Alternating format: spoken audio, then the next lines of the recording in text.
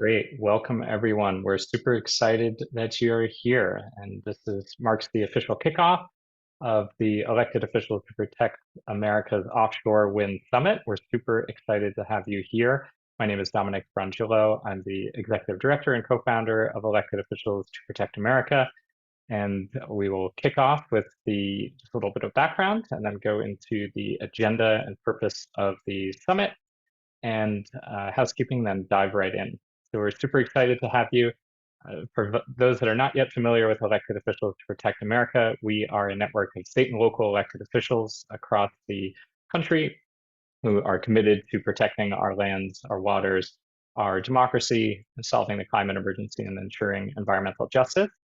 Our mission is to solve the climate emergency and to protect our lands, waters, democracy, and environmental justice by creating political tipping points and advancing solutions.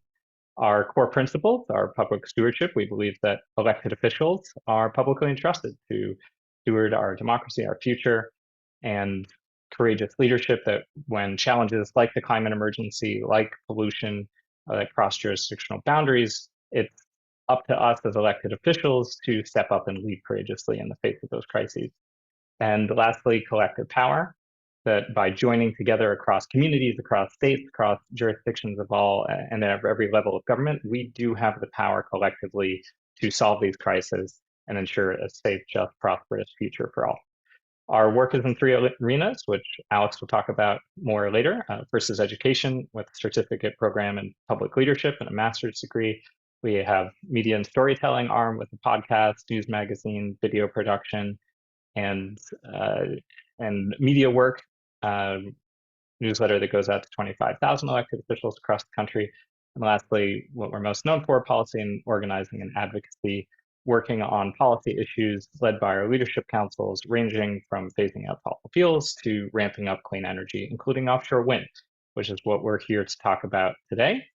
So welcome to our summit, our virtual summit on offshore wind. Our purpose here is to bring together local and state officials together with stakeholders, agency representatives from the states, and experts on offshore wind to highlight the state and local policy solutions for offshore wind investment, leasing, manufacturing, workforce development, supply chains, complaining, labor laws, prevailing wages, environmental reviews to keep offshore wind moving forward, and led by elected officials from frontline communities across New Jersey and New York.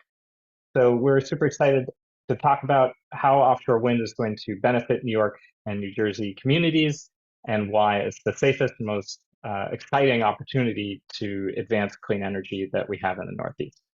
And we're very excited. We have more than 550 elected officials from across 3 states, from New York, New Jersey, California, from coast to coast, that they're calling for and supporting inclusive, equitable offshore wind power development to improve our health, our economies, and mitigate the climate emergency.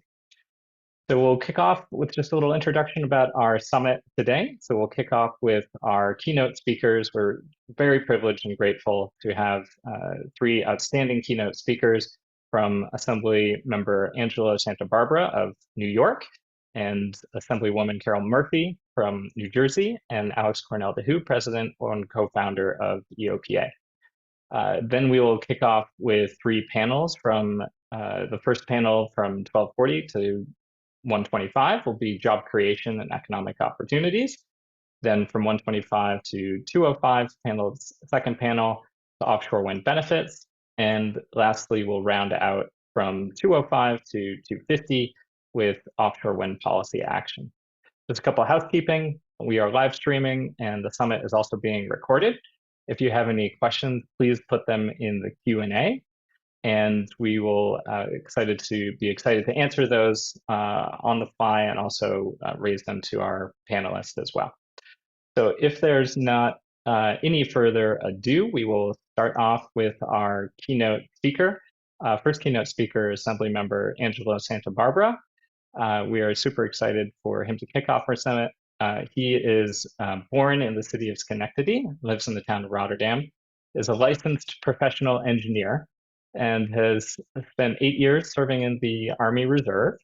and in 2007 was elected to the Schenectady County Legislature, and has since 2012 has served in the Assembly, making history as the first representative in the newly created 111th district, which is Montgomery and Schenectady counties, and chairs the Libraries and Education Technology Committee as a member of the Energy Governmental Employees, Mental Health and Racing and Wagering Committees.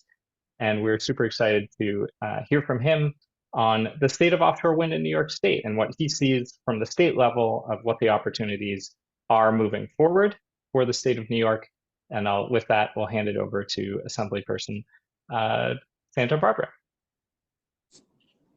Great, thank you. Thank you for that wonderful introduction. As you heard, I'm Assemblyman Angelo of Santa Barbara. I'm actually here at the state capitol. We have a session going on, and I just stepped out for this just to be able to address all of you. As you heard, I served in the Army Reserve at high school. I'm also a civil engineer by trade, and it's an honor to be able to speak at this virtual summit where we're all coming together to talk about something that's really important for our future. As you heard, I'm also a member, I've been a longstanding member of the New York State Assembly's Committee on Energy, and I really care about sustainability. In particular, I'm interested in how we're moving towards a cleaner and greener energy sources. And we've had quite a few pieces of legislation, quite a few advancements here in New York State. But just my personal experience going back to growing up in the city of Schenectady in upstate New York, my parents are both immigrants. They are new to this country. I was the first to be born here. My father's first and only job was at the General Electric plant in Schenectady. And that name carried a lot of weight in my household. We always talked about GE, and my father always described his work. He was working on steam turbines back then, which was, the cornerstone of technological advancements at the time. My father's job had a lot of impact on me. I always valued the work that General Electric did right in our community, their commitment to innovation and progress, and it instilled in me a deep appreciation for the importance of sustainable energy, what we leave behind for future generations. And now as a member of the Assembly, going on to be a civil engineer, I took the opportunity to actually go back and tour that site. About 10 years ago was the first time I went back. I actually went back on my father. I invited him on the tour and had the privilege of touring the facility, what is called Building 273, where he worked. Oh yeah, okay. I saw the photo coming up. Yeah, that was our first tour on the left. That's my father to the right of me there, and that's one of the steam turbines that he worked on. And 10 years after that, just recently this year, I was able to go back, and I was so excited to tour what's now known as GE Vernova. That's the same facility. I don't know if that's the exact same spot, same bay, but it's in the same building, but you can see how much has changed over time. And I was there to tour their new wind turbine facility where they're producing these wind turbines. And walking through the first time brought back a lot of memories of stories that my father shared with me, just like nostalgic feelings, standing amongst these giant pieces of machinery. You saw how big that steam turbine is. And today, going back earlier this year, they're producing the largest wind turbines ever manufactured in the United States. They stand more than 650 feet tall, fully assembled. I'm trying to find a way to actually go and see one of these being built and being assembled on site, but I haven't been able to do that yet, but I would like to do that at some point. But with New York State, we're supporting this type of innovation in New York State. This expansion was possible due to a surge in demand for renewable energy, fueled by the Inflation Reduction Act. This investment here in Schenectady has brought us 200 new jobs, including skilled union operators, and the community is very excited about it. This is a new opportunity. We're playing a major role producing things here that are going across the country. New York State is backing this initiative through the Excelsior Jobs program, so it's a win-win for the environment, for the local workforce. GE Vernova has a mission. They quote, "The energy to change the world." It reflects their commitment to a more affordable, reliable, sustainable, greener energy for the future. But these turbines represent more than just clean energy. They represent what we're leaving behind for future generations to come. Our journey towards a renewable future extends far beyond any individual project like this or any individual manufacturing plant. It's about collective action and shared responsibility. There's been a number of initiatives here in New York State to authorize offshore wind farms to connect to the state's power grid, bills that I have supported in the past. I know there's some other legislation we're going to be talking about later this session, but it's not just about renewable energy. It's about community protection, environmental balance, and streamlining the process to ensure a smooth transition towards a clean energy future. It's about ensuring that economic benefits of offshore wind and shared equitable concerns are addressed on the front line for our communities. So as we move forward here in New York State with offshore wind development, we must remain vigilant in our commitment to environmental justice and economic prosperity as well. Offshore wind isn't just an energy solution, it's a pathway towards a more just and sustainable society. And as I said, we have a lot more work to do here in New York State, and we have a lot more work to do in the entire country. So we have to continue to push for offshore wind development, not just to meet our clean energy goals, but also to create jobs, to stimulate the economy, as I pointed out in the example in Schenectady, and combat the climate crisis head on. The announcements of offshore wind projects are encouraging, but they're just the beginning. As individuals and as a community, we have the power to shape the future that we want to see. So we have an opportunity to advocate for responsible, inclusive, and equitable offshore wind development. So together, let's raise our voices. Let's continue to push forward for a brighter, cleaner future for all here in New York, but all for the entire country as we move forward. Together, we can harness the power of offshore wind to build a better tomorrow. And in Schenectady, we're doing it one turbine at a time. That's all I have for today. I do have to head back to session, but this is a privilege and opportunity to be a part of this. Wonderful. Thank you so much, Assemblymember Santa Barbara, for joining us off of the floor and taking the time to share your perspectives on how this is advancing in the state of New York, and your expertise as well, having lived this firsthand in manufacturing areas of the state that have the potential to benefit. So really excited. Thanks for giving that overview and for taking the time to join. Yes, thank you so much. And we will continue to collect questions and share them with you afterwards as well. Wonderful. So we will move right along then to our next keynote speaker, who is Assemblywoman Carol Murphy of the state of New Jersey. And Assemblymember Murphy is from Burlington County, New Jersey, and served in the office in a number of roles in state government, from the office of Senator Linda Greenstein as Chief of Staff, also in the New Jersey Schools Development Authority and Community Relations, and as a member of the General Assembly since 2018, and served as Majority Whip, serving as Majority Whip since 2022, and Deputy Majority Leader since 2020 to 2021. Assemblywoman Carol Murphy serves on the Judiciary Committee as Vice Chair, Budget Committee, and Public Safety and Preparedness. And Assemblywoman Murphy will address the state of offshore wind in New Jersey, and again, what you see as the perspectives and the opportunities as we prepare to meet this incredible opportunity for New Jersey and the region. Assemblywoman, the floor is yours. Thank you so much.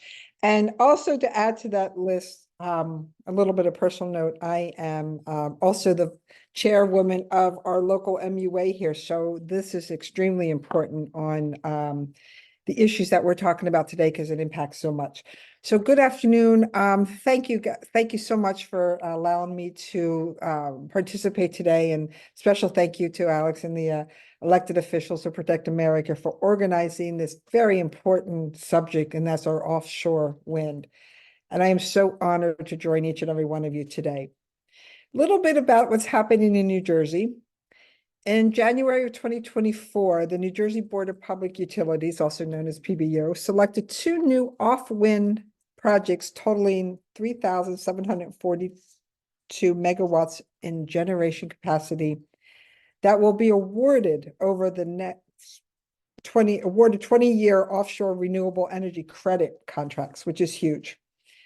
This announcement that's happened in Jersey has put offshore wind commitments back on track after the state's lost a potential of 2.2 gigawatts in November. Now New Jersey has more than contracted 5.2 gigawatts contracted, making substantial progress towards our goal by 2024.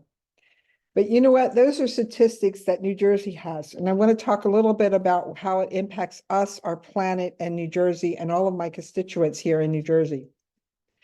But more importantly, talk about elected officials to protect America. You know, your work is essential in protecting our planet. And I'm so proud to be part of a bipartisan group of elected officials and civic leaders who are fighting for climate crisis and driving an agenda to support clean energy and a growing economy. Right now, the extreme weather of this past year, particularly this past year, including this winter, has been an eye-opener for countless communities across America and in New Jersey. And we talk about this as a legislature almost every time that we meet. But more importantly, we all are at critical crossroads in the future for our climate. President Biden's goal became more pressing to achieve every day as extreme weather ravages communities nationwide. The existential threat of climate change requires a swift and bold action. And Governor Murphy has also established in the state an offshore wind capacity goal of 11,000 megawatts by 2040, which gives us a clear path to meet New Jersey's mandate to generate half the state's electricity from renewable sources. The White House also aims to produce 30 gigawatts of electric wind power by 2030 and 15 gigawatts of offshore wind by 2035. These goals has essential environmental implications in New Jersey and would create 83,000 new American offshore wind power union jobs. Definitely, like the assemblyman said before me, that it's definitely a true win-win situation for all of us. Offshore wind power is the answer we need as it provides reliable and stable energy, immune to supply shortage and price shifting. According to the United States Department of Energy, offshore wind power can generate through electricity to power more than double the number of housing units in our nation today. I'll repeat that. More than double the number of housing units in our nation today. And that's an estimate of 350 million American homes. Offshore wind power is a solution that embodies change, which change is good, but the progress that it's going to give is even better. The economic benefits are tremendous, as the offshore wind sector will be the biggest job creator in America's energy sector. The work required to link wind energy from ocean to power grids on land requires significant infrastructure upgrades, which also creates job opportunities in domestic supply chains, including some of them are manufacturing, assembly, installation, operations, and maintenance, and a whole host of other jobs that will be identified as the work begins. The Workforce Development Institute indicates extensive growth areas and 74 occupations that are needed to build offshore wind farms. Building offshore wind power industry will bolster high-paying jobs for data scientists, marine biologists, welders, accountants, you name it. The list goes on and on of everybody who's going to benefit.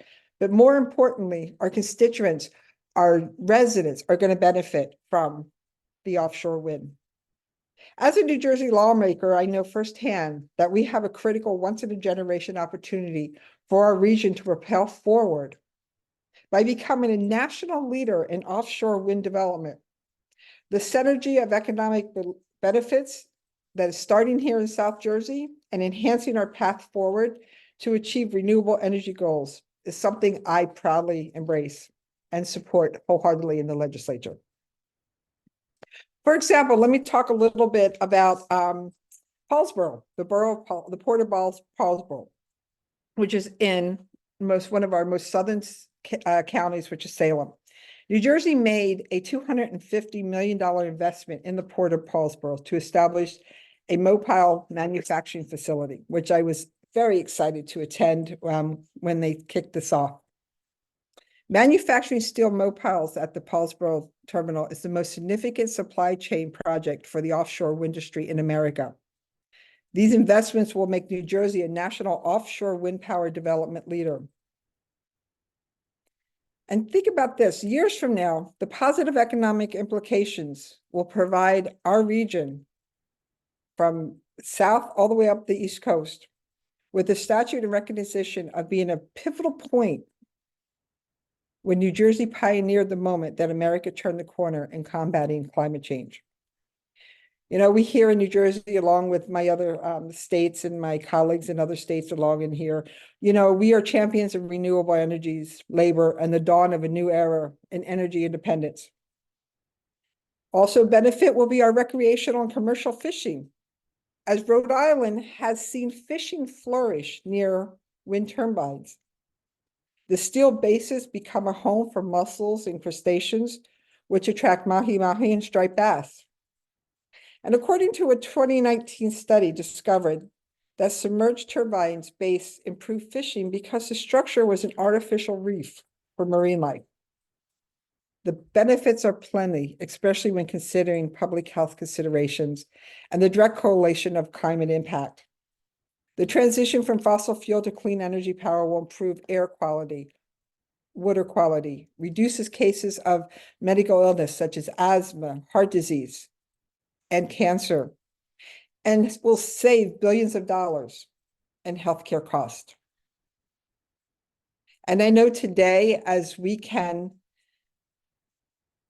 together power our way forward to a future that obliterates climate crisis with bold and aggressive leadership, I know I'm one of the many who will sit here and say, count me in. And let's make a generational mark that closes the gap of prior missed opportunities over spanning decades. And as I wrap up, I do want to say it's been such an honor and pleasure to not only to be here today, but also work previously with ALEC and the EOPA, and hope that relationship continues. And now is the time is now, that offshore wind power is a solution, is the solution. So if we work together, we're able to save our planet and leave our Earth to our future generations for a better life. Thank you. Thank you so much, Assemblywoman Murphy. We really appreciate your comments and laying out the multi-benefits that offshore wind has for New Jersey and for the region. I think you very eloquently laid that out, and just how much by working together, as you said, across our communities, across the states, that we can really create this opportunity, build out this opportunity so that it has the jobs and the prosperity, the economic and the environment and the climate benefits as well. So thank you so much, and thank you for your leadership in the Assembly on this critical issue, and we're excited to continue working with you in the months and years ahead. Yeah, absolutely. Amazing. Thank you. Wonderful. And with that, we will turn, and you're of course welcome to stay on. We'll continue to collect questions as they roll in. And we will now move straight away to our next keynote speaker, who's the EOPA co-founder and president, a dear friend of mine and former elected official, former state legislator in Maine, who had served on the Energy, Utilities, and Technology Committee, as well as the Legal and Veterans Affairs Committee. Alex is an award-winning communications professional for winning National Best Public Affairs Campaign on Operation Free, which brought together lawmakers and military veterans around clean energy and energy security. And his values-based communications and empathy-based fundraising, environment, and intelligence, emotional intelligence training, and public leadership trainings are requested worldwide. And he's an adjunct professor at the University of San Francisco, and also served in the Marine Corps for 7 years, and currently is a public affairs officer with the Navy Reserve. So Alex will give an overview of offshore wind progress and how that translates into our work here at the state, local, and federal levels, and then also discuss communications and values-based communication strategies, and responding to questions that come up from members of the public and the media on offshore wind. No further ado, I'll hand it over to Alex. Great. Thank you, Dominic, and thank you everyone here who's taking the time to join. And thank you, Representative Murphy and Assemblymember Santa Barbara for kicking us off here. Really inspiring words to really show the value of offshore wind and its impact it can have to protect our communities and nation and planet. So I just want to take a quick step back to show some of the programming elected officials to Protect America does, and then how it can be a resource to elected officials, staff, and others who are working on this issue. You can kind of think of EOPA in three arenas. One is our education side. So Dominic mentioned I teach at the University of San Francisco, and we have a partnership with them for a certificate in public leadership and a master's in public leadership. And the certificate brings folks from around the world. Last year, we had everyone from Ukraine to the United Kingdom to Australia to the second youngest member of the Mexican Congress. And we had folks from Hawaii, where I am currently, and particularly in Hawaii, talking with the legislature there about offshore wind and clean energy and solar development on Molokai and other places, and a piece of legislation we're working on. And one of the amazing things about offshore wind is its potential to have the highest impact. And so how do we communicate that? We also have a media arm. And because we've recognized that when I was in the legislature, I didn't have the time to read every single policy brief, and the staff gets overwhelmed, and depending on the state you're in, you don't have a ton of staff too.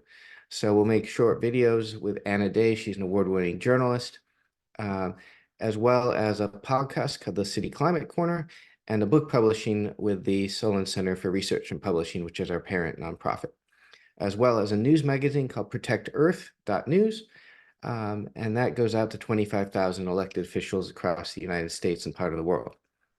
And so the goal of many of this is to share the best practices, to be able to share the best policies, elected officials, and what you're working on and your colleagues are working on, so that we can cross-pollinate ideas and progress the policy that protects our environment and our people and our communities.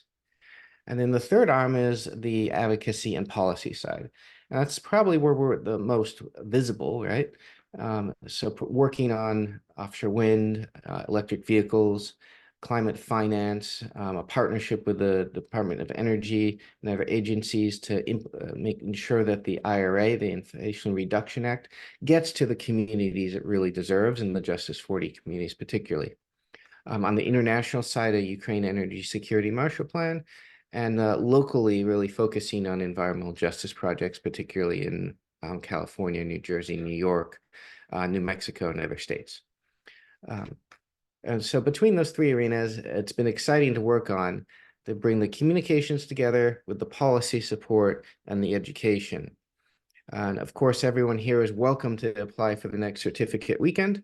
That'll be August 9th in Washington, D.C. And we'll have a similar group of electeds from around the world, impact investors, some journalists, and those are leading the way on climate solutions. Okay.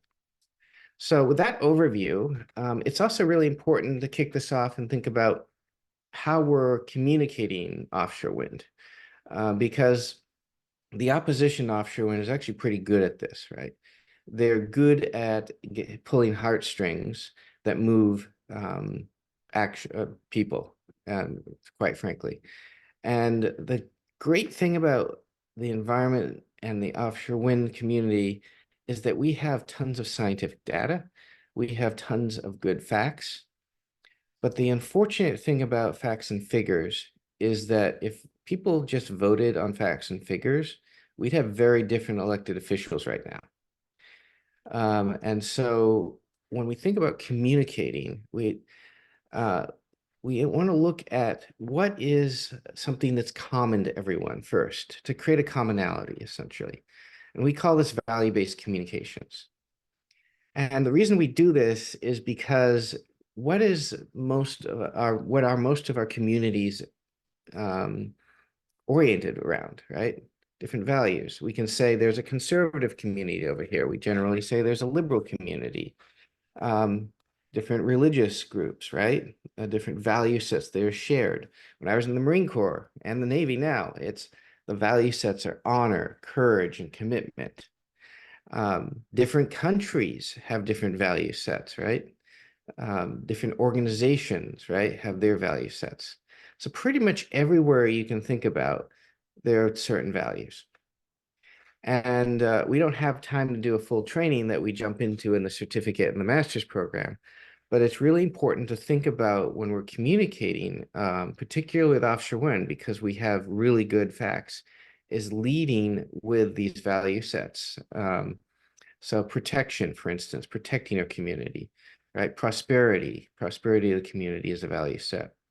And ensuring that these are things that are put up front. And the best way to illustrate them is through a great story, right?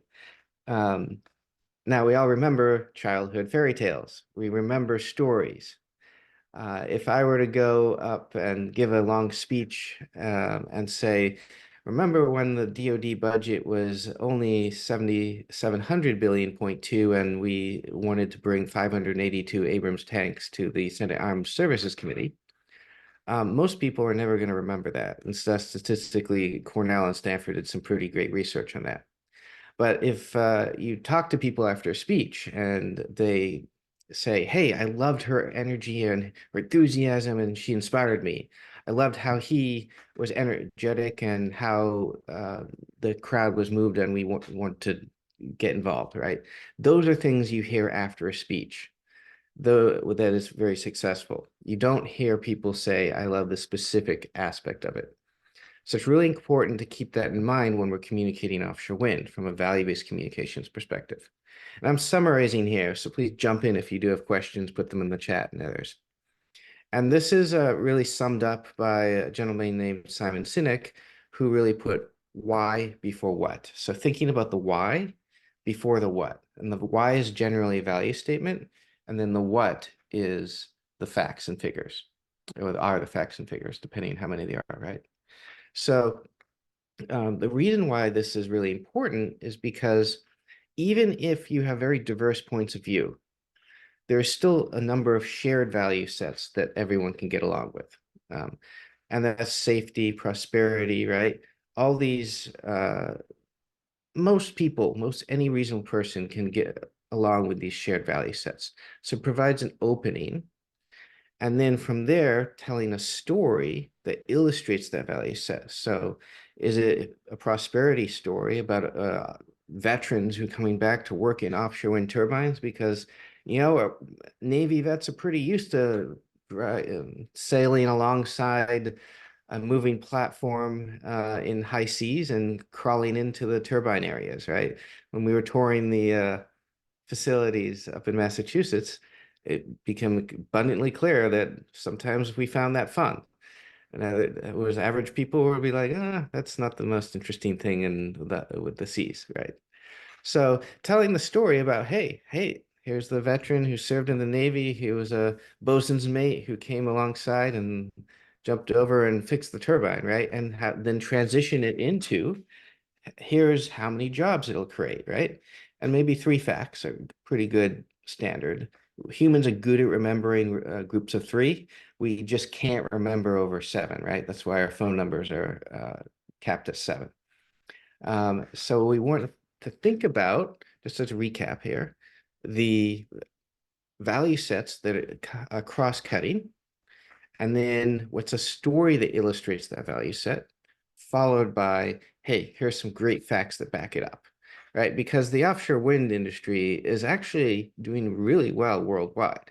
We hear a lot of doom and gloom in the US, but Bloomberg did a study looking at last year, and there was a $76.7 billion investment in offshore wind, which is an 80% increase over the previous year.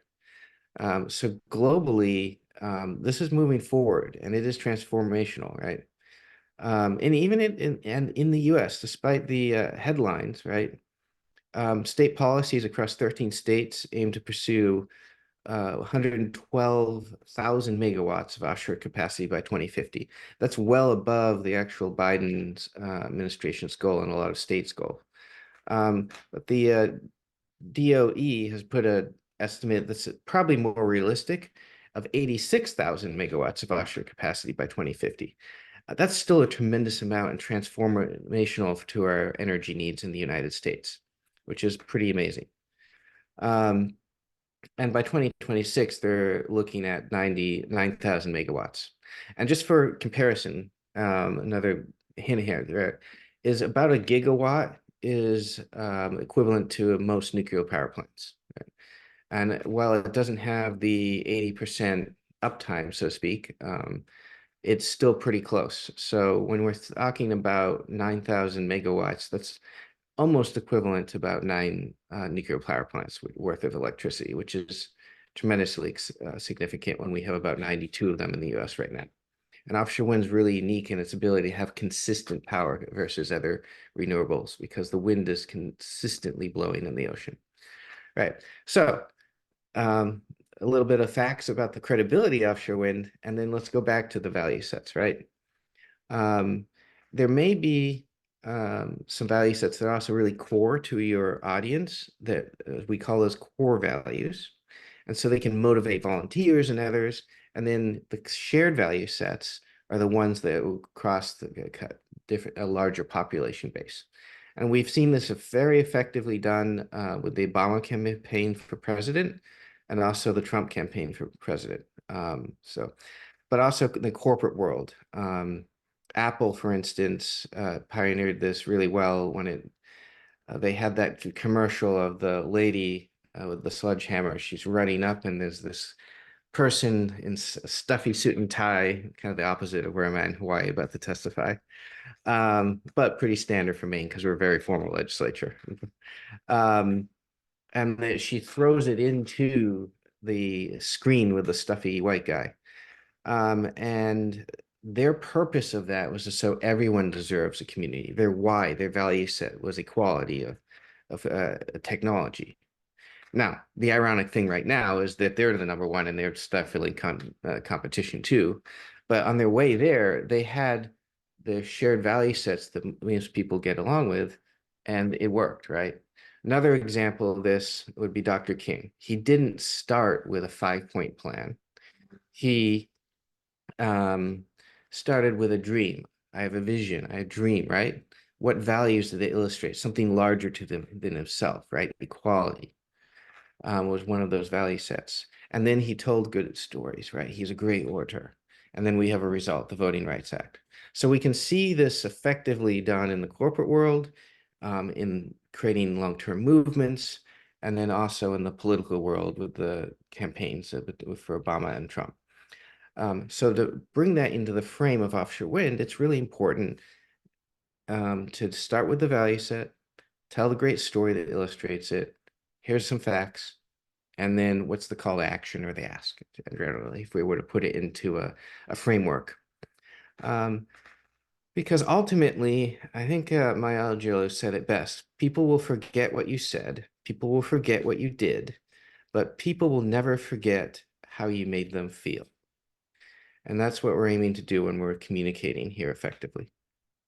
And just to round it out as a note on crisis communications, we tend to want to just immediately rebut the false information and the disinformation.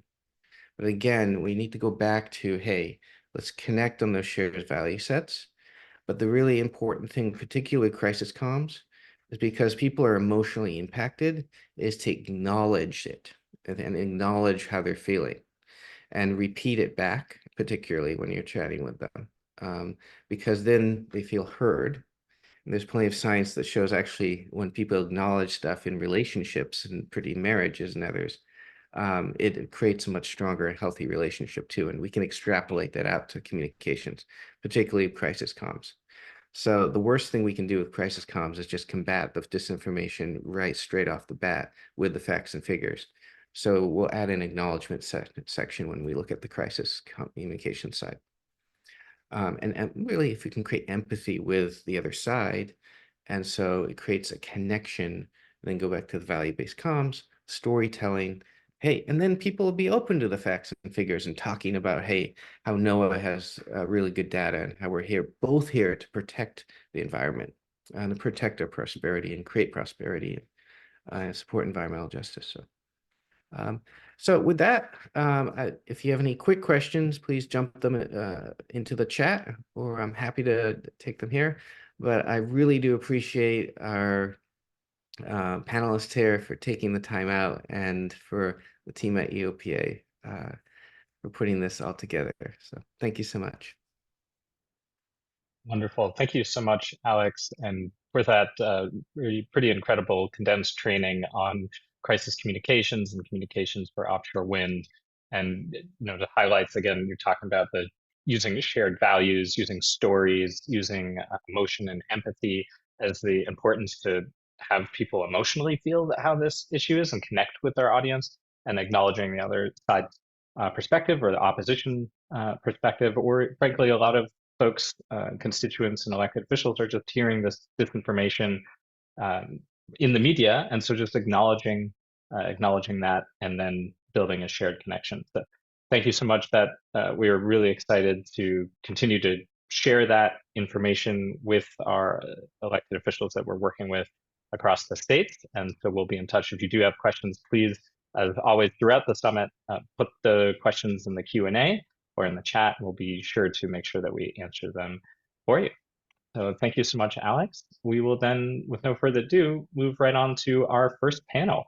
We're very excited. Our first panel is on job creation and economic opportunities for offshore wind in New York and New Jersey. And our panelists include Rick Dovey, the former president of the Atlantic County Utilities Commission, Captain Paul Eidman from Anglers for Offshore Wind and is an offshore wind advocate, Karen Fitzpatrick, an EOPA Leadership Council member and elected official fellow and former commissioner of Atlantic County, and Deborah Coyle, who's co-chair of Jersey Renews. And we will start off with going around for each panelist to just say a few minutes, or a couple minutes of thoughts, and then we'll dive into some questions. So first of all, we'll hand it off to Rick Dovey. Hi, thank you. Good afternoon. My perspective on wind, offshore wind and wind energy and renewable energy comes from my over 40 years as the manager and executive of the Atlantic County Utilities Authority. 20 years ago, we implemented the first wind farm in New Jersey, in Atlantic City, at our wastewater treatment plant. And what I'd like to add is in my part of the panel is to give an overview of the history of that and how well it has operated and been received, and really no negative impacts, only positive impacts. And it's a real opportunity for my part of the state, our part of the state, which is the most economically challenged, the 4 or 5 counties of South Jersey, in New Jersey, and the most threatened by climate change and ocean rise. So that's what I'm going to emphasize. There are many job opportunities and positive impacts of wind energy.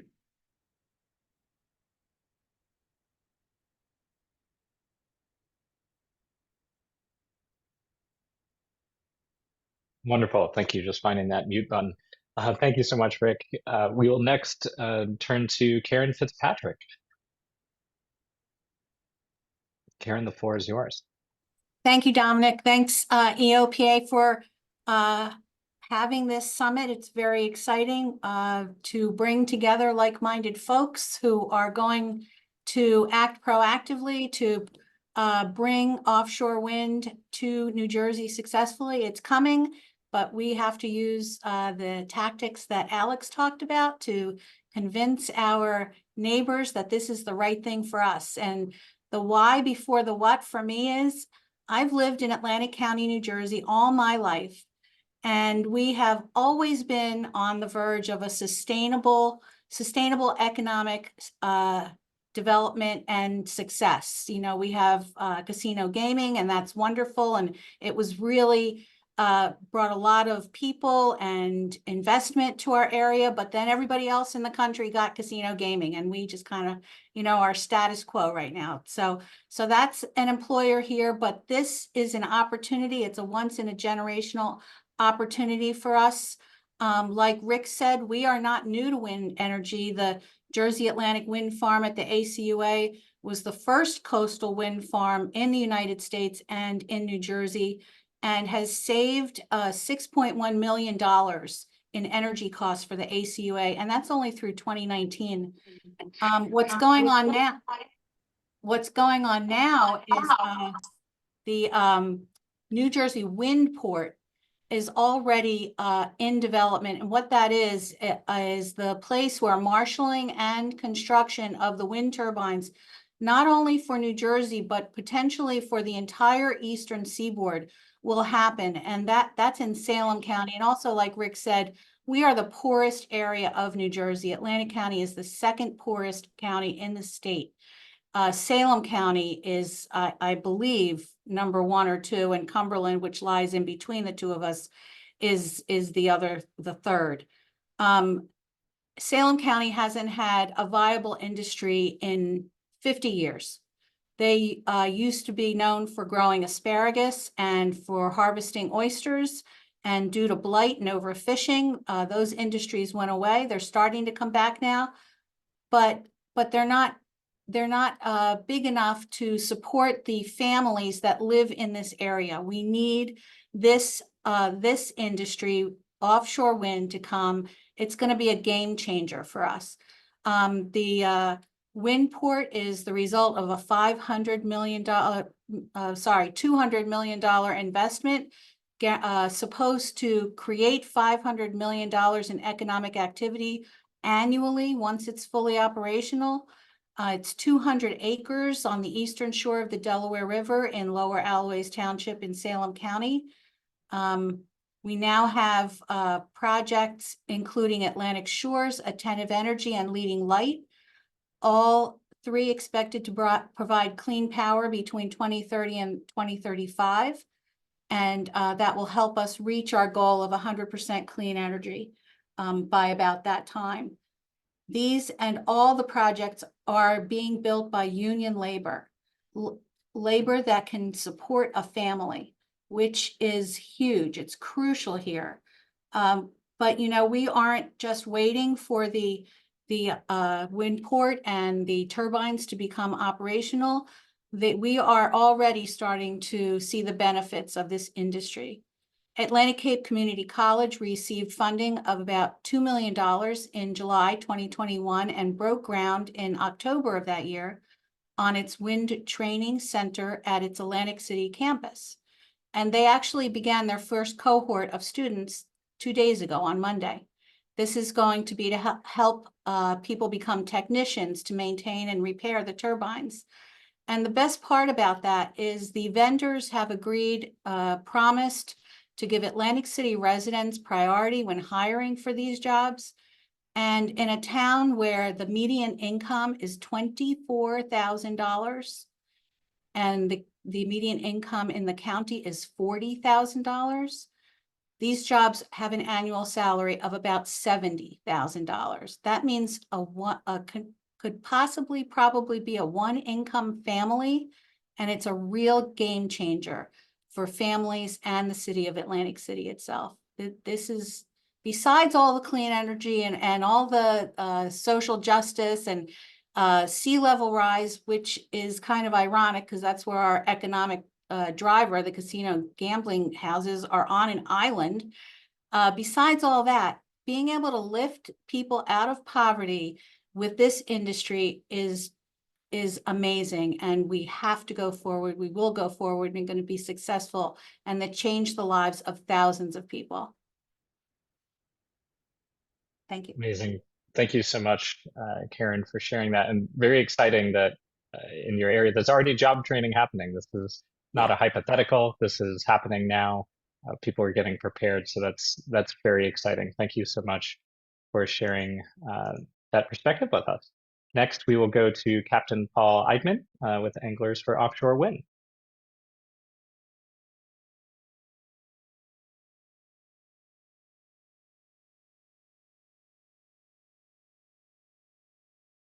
Captain Paul, If you can hear me. Oh, there we go. Yeah, I'm waiting on you. Oh, go for it. I got nothing. There we go. Who's that handsome guy? It's you, and yeah, and you're on. We're excited to hear from you. Hey, everybody. My name is Captain Paul Eidman. I'm the owner and operator of a small fishing charter boat business here in Monmouth County, New Jersey. But I'm not only a fisherman, I'm also the founder of a forage fish conservation group called Menhaden Defenders. And I'm also a renewable energy advocate for anglers for offshore wind, as well as a concerned New Jersey resident. And with the focus of this today, I guess I should really address some of the 800-pound gorilla in the room that we're being accused of here is fishing jobs and whether or not offshore wind and fishing of all types can coexist. And I feel that there is a resounding yes to that question. So as a New Jersey-based recreational angler and charter fishing business owner, I've been researching offshore wind power and working in it for about a decade now. And I feel that, when developed responsibly, offshore wind power can in fact coexist and even improve the fishing along the East Coast. Offshore wind power can benefit recreational anglers if developed with our input in mind. In addition to reducing the carbon emissions that are driving the climate crisis, the turbine structures will provide hundreds of fishable artificial reefs and current breaks that will attract numerous fish species. So forage fish up and down the water column will gather behind these, providing food for the game fish and other creatures up above. Naturally, on the bottom, you would have lobsters and other benthic or bottom species that are attracted to the structure and making a living there. All we need to do is really look at Europe to see the synergies that exist between recreational fishing and the offshore wind industry. So the fishermen there not only coexist, but they thrive. And I feel that the U.S. can apply these lessons, through collaborations between the two important industries, with early and consistent communication between all the agencies. It's important to note that we have a living example up in Block Island, and I've taken dozens of anglers up there to fish at the bases of the turbines, and the fishing is nothing more than spectacular. It wasn't a month after these turbines were built that it instantly attracted mussels, and then from there the artificial reef was created. And ever since then, which by the way is 2016 already, the local fishing fleets and related coastal economy in the region have benefited as a result. We can't really ignore, this is something I see all the time. At the same time, we can't ignore the fact that the impacts of the climate crisis are disrupting species migration and holding patterns. And this poses serious risks to the long-term future of recreational fishing and all the species that we rely upon. So as fishermen, we need to consider all solutions, including the potential of harnessing clean energy in our oceans. So offshore wind energy can be done right and serve as a solution for the long-term prosperity of our fishing community and our ocean environment, provided strong environmental protections are in place throughout the development process.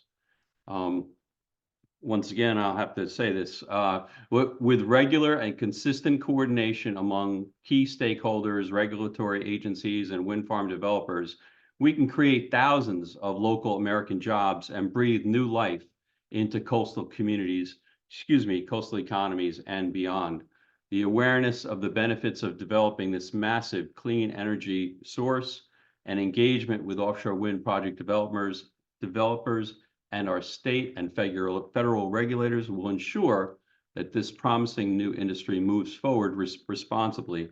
That said, we can all really look forward to having new hotspots to fish for bluefish, mahi-mahi, black sea bass, cod, and many others around these towers in the near future. Thank you.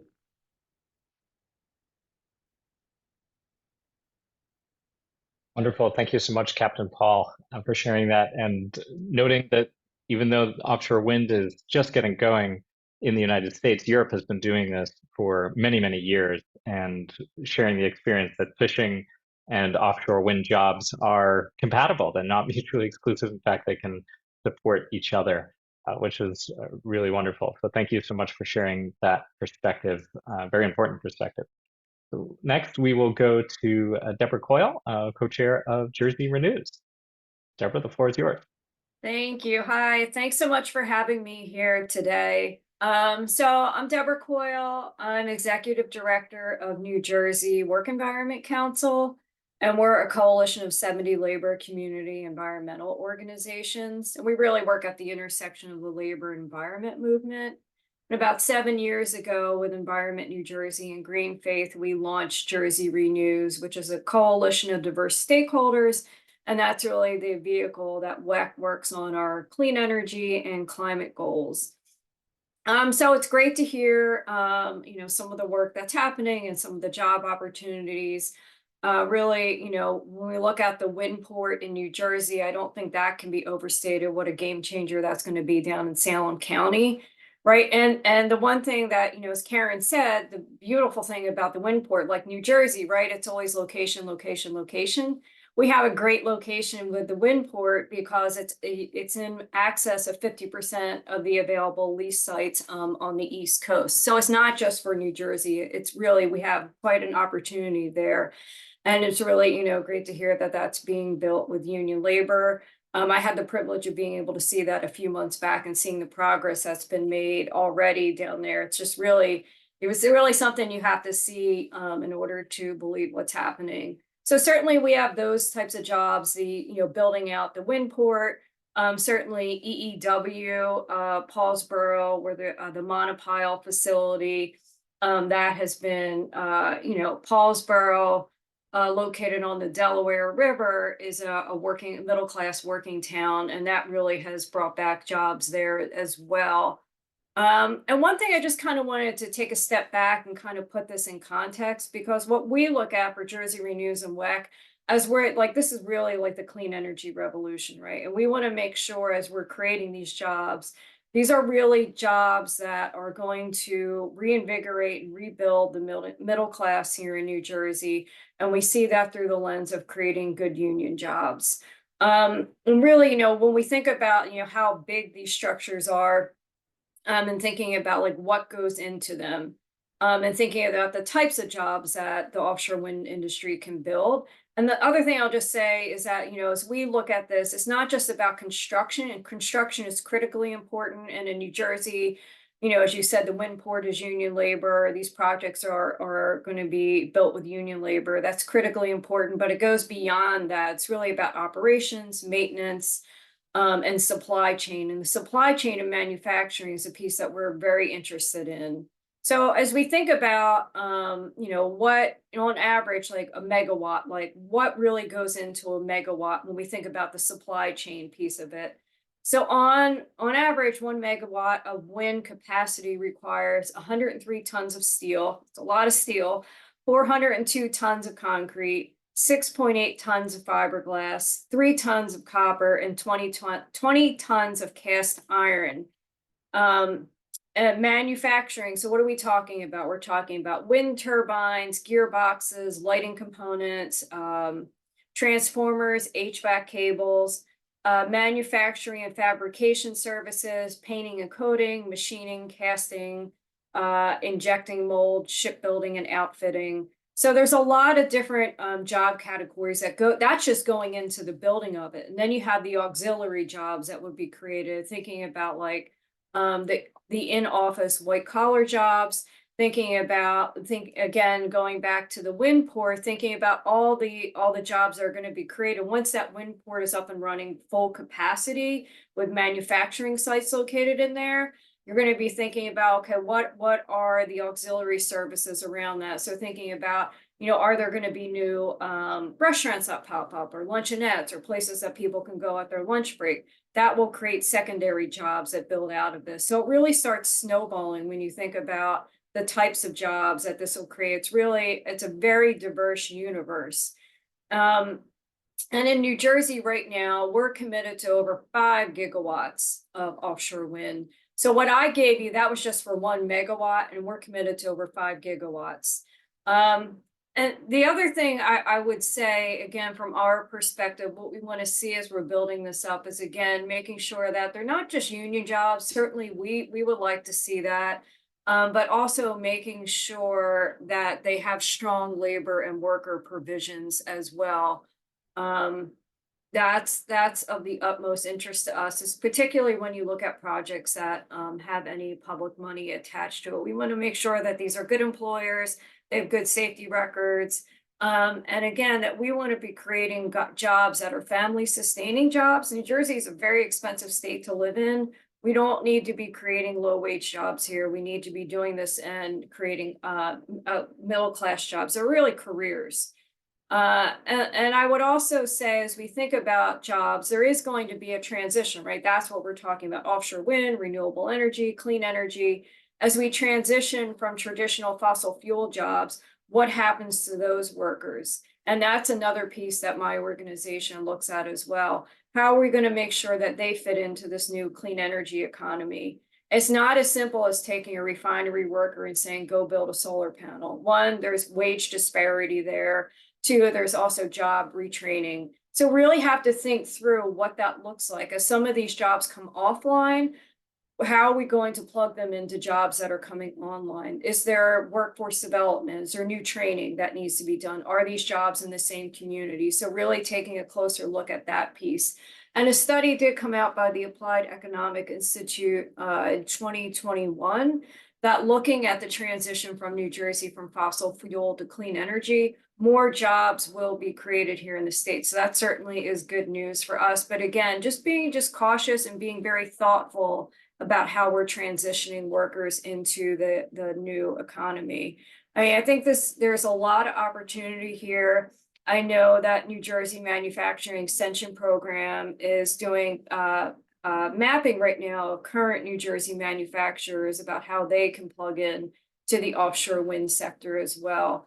So I think there's a lot of opportunity. It's, we have a Governor Murphy, that's very committed to offshore wind. Certainly New Jersey had a setback last fall, but that was just one project.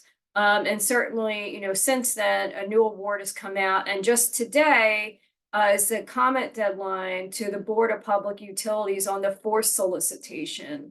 So if anybody here attending is from New Jersey, you may want to submit a comment to the Board of Public Utilities in support of offshore wind, because we want to see this. We don't want to see the industry slow down, because we want to make sure New Jersey stays a leader in this space to give us the best advantage to capturing the jobs and the economic opportunity. And I'll stop there. Wonderful. Thank you, Deborah, and really appreciate your bringing into the conversation the transition away from fossil fuels, and how this is not necessarily a one-to-one connection from fossil fuel jobs, the dirty economy jobs, to clean economy jobs. There is a process for retraining, for retooling, and making sure that we're supporting workers. And really appreciate you bringing up the union jobs as well, because that's a big opportunity with offshore wind, is to make sure that these are family sustaining jobs. And unions obviously play a critical role in that as well. So thank you. Thanks to our panelists. We've got a number of questions that have come in. The first is that, Deborah's kind of going off of what you have been just talking about. Can you share more details on the specific kinds of jobs that offshore wind will bring to New York and New Jersey? And the secondary follow-up question, as offshore wind is new to the United States, how can we ensure that there's proper training and workforce development? And how can local and state governments, what can they do to help prepare their communities to take advantage of these jobs? Throw it out to the panel. So I'll take I saw Karen, you came off mute. Do you want to go first? Well, sure, like you said, not only the union construction jobs, but once the farms are operational, a wide variety of jobs. It's like any other business. There's going to be accounting. There's going to be building maintenance. There's going to be technician jobs to repair and maintain the turbines themselves. It really is not unlike any other industry, except for the fact that it will be new to us. Yeah, and I would just add, if anybody's looking for a second career, I hear welders are very in demand. Union welders make a good paycheck, and I think painters as well. So you may want to explore those avenues. But right, yeah, it really kind of snowballs out. It's not just about construction. Construction, especially in these beginning stages, is a huge piece of this. But it's also maintenance, operations, and again, those secondary jobs that would be created in your local community.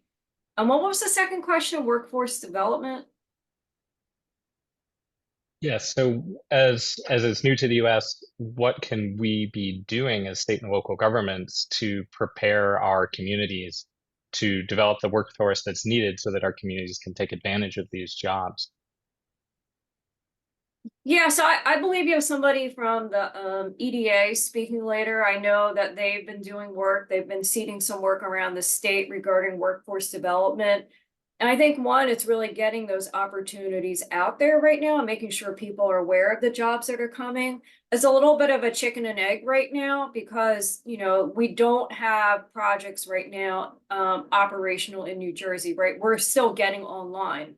So as we're, looking at workforce development, I know Department of Labor, EDA, have been partnering with community colleges, community groups, really getting notification out there in the community, like these jobs are coming. And I know there's already been some workforce development programs, but making sure as we're bringing people online, that also we have a place to put them in the interim, right? You don't want to just job train somebody up for a job that's maybe 2 or 3 years down the line. And the one stopgap measure I would at least mention, speaking with, again, New Jersey Manufacturing Extension Program, they have a number of openings right now in the manufacturing sector. So depending on what the job is, the job category, doing the job training up and at least a stopgap working in the current manufacturing industry as we transition over. Wonderful. Thank you, Deborah. Any other thoughts on that? If not, we can go to the next question. Great. So, and before going to the next question, Rick has very generously prepared an overview of the Jersey Atlantic wind farm, which he'll share with us. We can go to that after this next question, which is, what do you see is the most common challenges for job creation and economic opportunities, particularly in the Northeast? And Deborah, you mentioned the project that had a minor setback. So can you speak to what are the kinds of challenges that we're, as elected officials, we would be expected to see, and how can we talk about that with our constituents and with the media, and particularly the solutions to overcome those challenges, particularly on that job creation and economic opportunities? I mean, I would say from my perspective, one of the challenges has been, right, I mean, again, I can speak more of the New Jersey landscape. We had a project that was canceled, right? So everything, the timeline was been pushed back, right, of when these jobs are going to be here. And then as everyone knows, elected officials on the line, we also are still going through state and federal permitting for these projects, right? So it's really, I think one of the things that we can do, and I think this is something New Jersey has done well in light of the challenges we had last year. The third solicitation was awarded and they fast-tracked the fourth solicitation. I think states showing the commitment to offshore wind in the industry is one way to keep moving this forward. And I would say one of the challenges that we hear from community and from unions also is like, what are some of the, certifications for these projects to be able to work there? I think having developers being a little more open about, what are the needs and what are the jobs would be helpful as well. Thank you, Deborah. Other panelists, do you have a response or thoughts on that question? Common challenges. Go for it, Karen. I was just going to say that, you know, disinformation is a challenge to the industry as a whole, and that will certainly affect the jobs that are available. And what we all need to do is be more proactive. I think that's what's been missing. It was very difficult last year and ending with the canceling of those two projects to deal with, combat, explain the differences between actual real information and education, as opposed to the disinformation that seems to have a very wide network of, you know, speaking to wide varieties of people, and a lot of people, they're relentless. And so we have to be relentless as well in order to put out the right information so that these jobs can actually happen.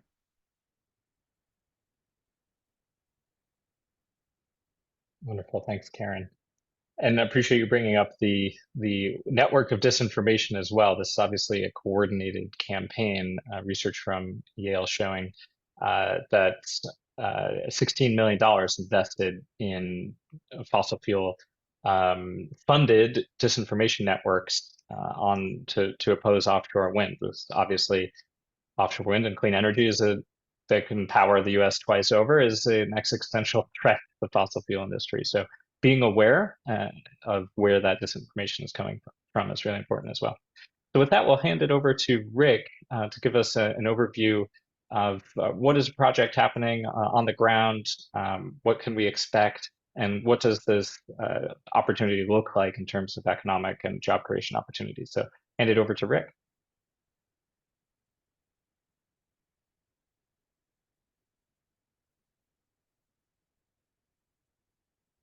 And Rick, you may be on mute.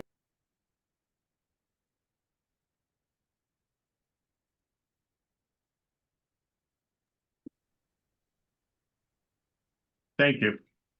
As I mentioned earlier, we've had a wind farm on the coast of New Jersey for almost 20 years now, since 2006, and it has operated well. We've had 50,000 visitors. Those are neighbors, New Jerseyans, school kids, college professors, world experts on energy, 50,000 in 20 years. They have been intrigued by this unique location and opportunity. And it gives people a sense of the future. This is not new. Offshore wind is not new, as was mentioned earlier. It's been developed in Europe extensively. It continues to be, and now worldwide. And it's now New Jersey's time, the United States time to develop this opportunity. We have all of the resources and the location that makes offshore wind ideal. And as was mentioned earlier, we need it. We need it here in New Jersey. We import most of our power from outside the state. We pay for that. It comes in high tension wires that are like toll roads. It adds to the cost. This is New Jersey's one opportunity, one of its opportunities to join in the worldwide effort to develop renewable energy. We have a shallow offshore coast, and we have the opportunity to develop jobs, careers for a part of the state that has been really economically challenged for years. So Atlantic, Cape May, Cumberland, Salem, Gloucester are 5 of the poorest counties in the state. This opportunity is here. I've been able to see that wind energy works. There's nothing experimental about this. It works all over the world. And we have a unique opportunity. In those 20 years, we've had some challenges that are unrelated to wind energy, but we had Hurricane Superstorm Sandy hit 5 years after this wind farm at the ACWA was developed. You know, the 5 turbines actually survived and thrived during the hurricane or immediately after, before the regular power grid in New Jersey did. We had to wait 2 weeks for the regular power system in New Jersey to return. The wind farm was able to generate electricity within hours after the storm passed. This works. I've seen the jobs. So it was mentioned earlier about the jobs per megawatt. This is a small wind farm, 5 turbines, 1.5 megawatts, which is about half the size of what is going to be developed in each turbine offshore. And this works. The jobs that are created are technicians, carpenters, welders, electricians, marine supply, marine service. All of these jobs are transferable. But maybe the most important thing that we were just talking about, workforce development, and when these jobs and when the offshore wind farms are going to be operational, is there's a thriving onshore wind industry that exists in the United States now and continues to grow. So you could be trained to work on a wind turbine onshore, and then when they're offshore, you're ready. You could get your training in Texas, Kansas, California, Wyoming, Minnesota, Iowa, all locations of Pennsylvania, northern New York. The wind turbine industry, the onshore is thriving and growing, and the opportunities to learn these skills is there now. Just at my organization, the ACWA, we had 3 people leave the sewer business and the wastewater business and move into the wind industry. They relocated, but it was a great addition to their career. They became enthralled with it, and they've become advocates of it. And the opportunities for folks to transition into this industry are tremendous. We've seen it firsthand on a very small scale, but it's time that we move forward.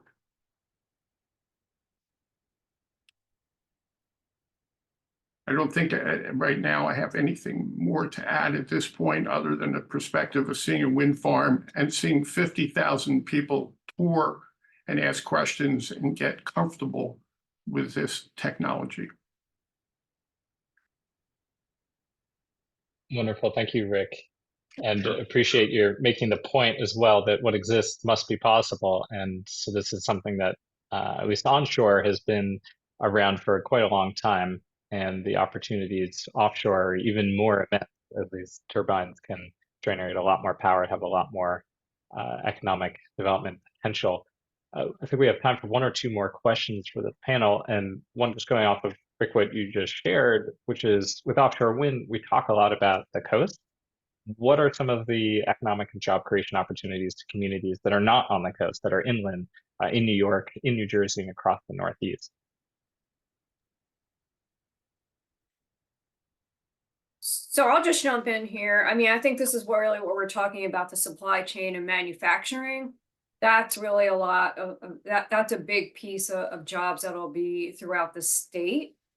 So it's not just the construction off Atlantic City, which is wonderful, but it really, when you think about the New Jersey economy and the manufacturing, and that's why the New Jersey Manufacturing Extension Program is doing the mapping of current manufacturers and where they can plug in.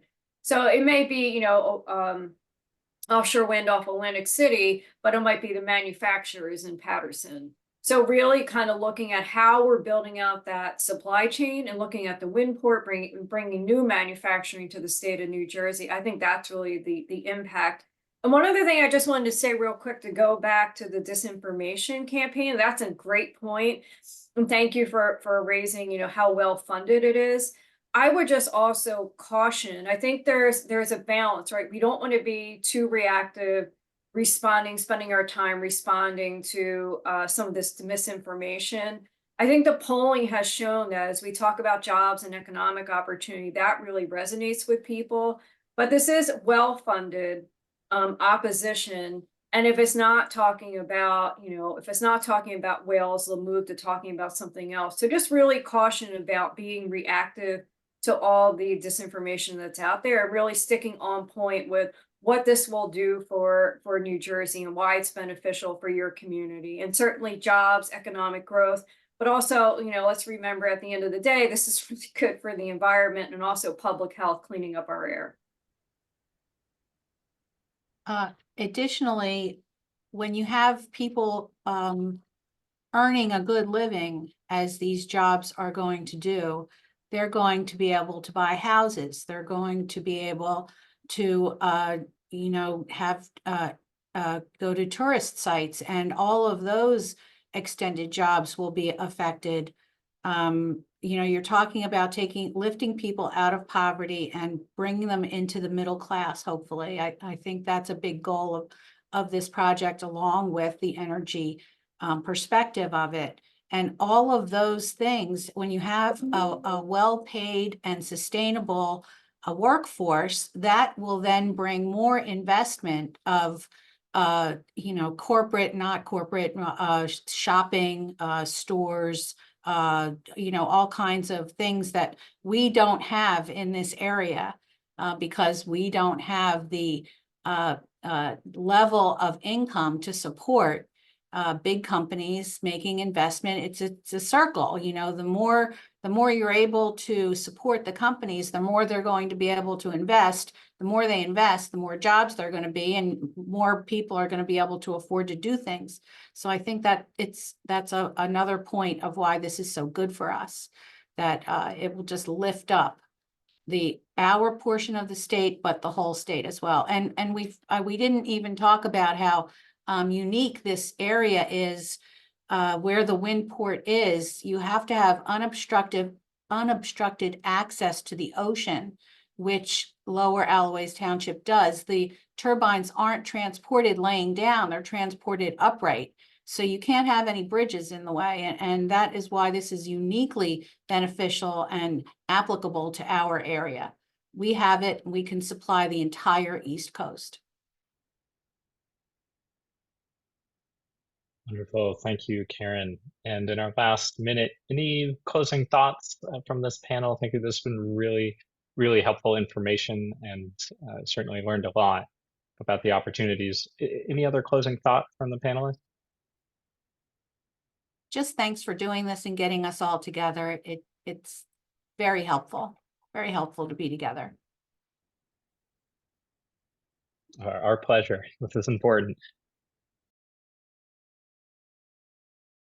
Wonderful. Well, thank you so much to our panelists. Again, Rick Dovey, former president of Atlanta County Utilities Commission, Karen Fitzpatrick, former commissioner of Atlanta County, Captain Paul Eidman from Anglers for Offshore Wind, and Deborah Coyle, co-chair of Jersey Renews. We really appreciate your perspectives on this, and we'll continue to look forward to continuing our partnership to help spread actual information on offshore wind and ensure that elected officials around the region and the different states benefit from your knowledge moving forward.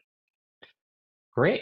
So with that, and right on time, we'll move on to our second panel. And again, this is, if you're just joining us, this is Elected Official to Protect America's Offshore Wind Virtual Summit with New Jersey and New York, with elected officials from across those states and around the region as well. So we welcome you if you're just joining us. Please drop any questions in the chat. And we do have a question actually of the statistics from Deborah.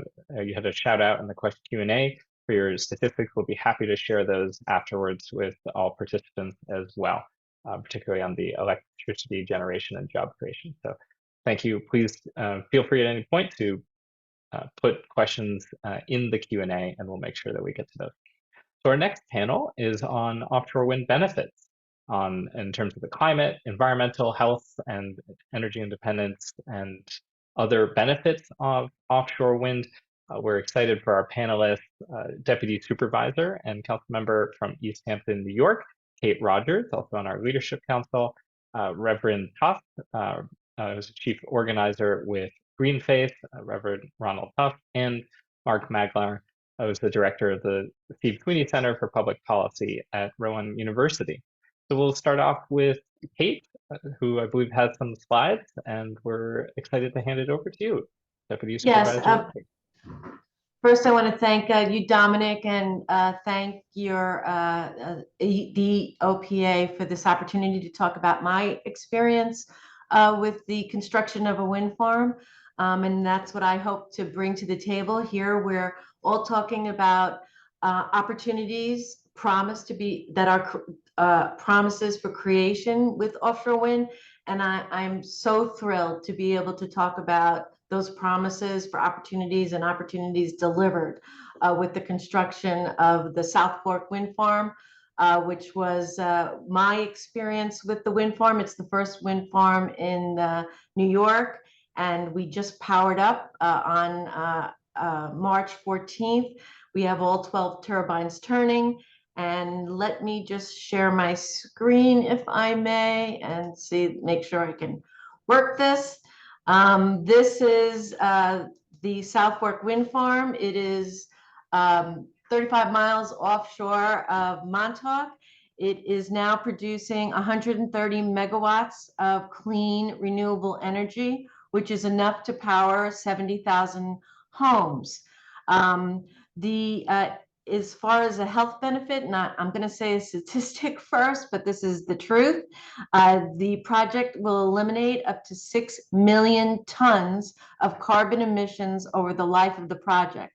And for perspective, that is the ability, it will eliminate the equivalent of taking 60,000 gas-powered cars off the road for the next 20 years. So the benefits to our planet to combat the impacts of the climate crisis are critical for us to further our planet and our species. And for East Hampton, a small coastal town at the end of Long Island, who we are already experiencing the impacts of the climate crisis. We're like a little bit of the canary in the coal mine. We've seen devastating, just recently, the last 3 storms in December and January caused a tremendous storm surge, inundation. Businesses and homes were flooded, and these were just unnamed storms with a little bit of anomaly on storm surges. We faced devastation in our forests from the southern pine beetle. We've lost thousands of trees. And our fisheries, which are critical to our local economy, our year-round folks who live here, have disappeared. Specifically, the Peconic Bay scallop fishery, which really sustained particularly local families here. So we see that loss of the fisheries as the fish migrate, and as our local fisheries and shellfish are impacted by acidification and the temperature. The high temperatures in our area. South Fork Wind, the completion, what we saw in terms of job creation, and this is an opportunity that was created and promised and delivered upon, was that hundreds of U.S. workers and 3 Northeast ports supported South Fork Wind's construction, helping to stand up the foundations and create new domestic supply chains, creating local union jobs across the Northeast and even beyond. South Fork Wind's turbines were staged and assembled by local union workers in Connecticut. The foundations were completed in Rhode Island, and the crew changes, helicopters, are based out of Long Island. The first U.S. offshore wind substation was built by more than 350 U.S. workers across 3 states, with New York union workers supplying its installation offshore. Now, where it comes into my town was we are the location for the sea to shore connection for the offshore energy export cable. We had 4 miles of the cable construction through our town. It took several years to develop the permit, 2 years to develop the permit at the Department of Public Works, New York State, which laid down all of the conditions for the construction thousands of conditions, hundreds of compliance targets for this construction project. I got first involved with the project as a member of the public, a founding member of a group called Win with Win.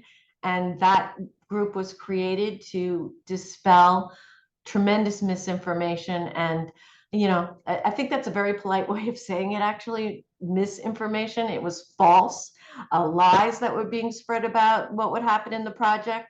And what the conditions would be and the destruction to the neighborhood and the community caused by the construction project. So that was my first association with the project, and subsequently I became elected, and I am the liaison to the project. So these two slides show what the actual size of a offshore wind export cable trench is. We saw pictures that were created by this incredibly well-funded group, had over $1 million in their coffers to fight this.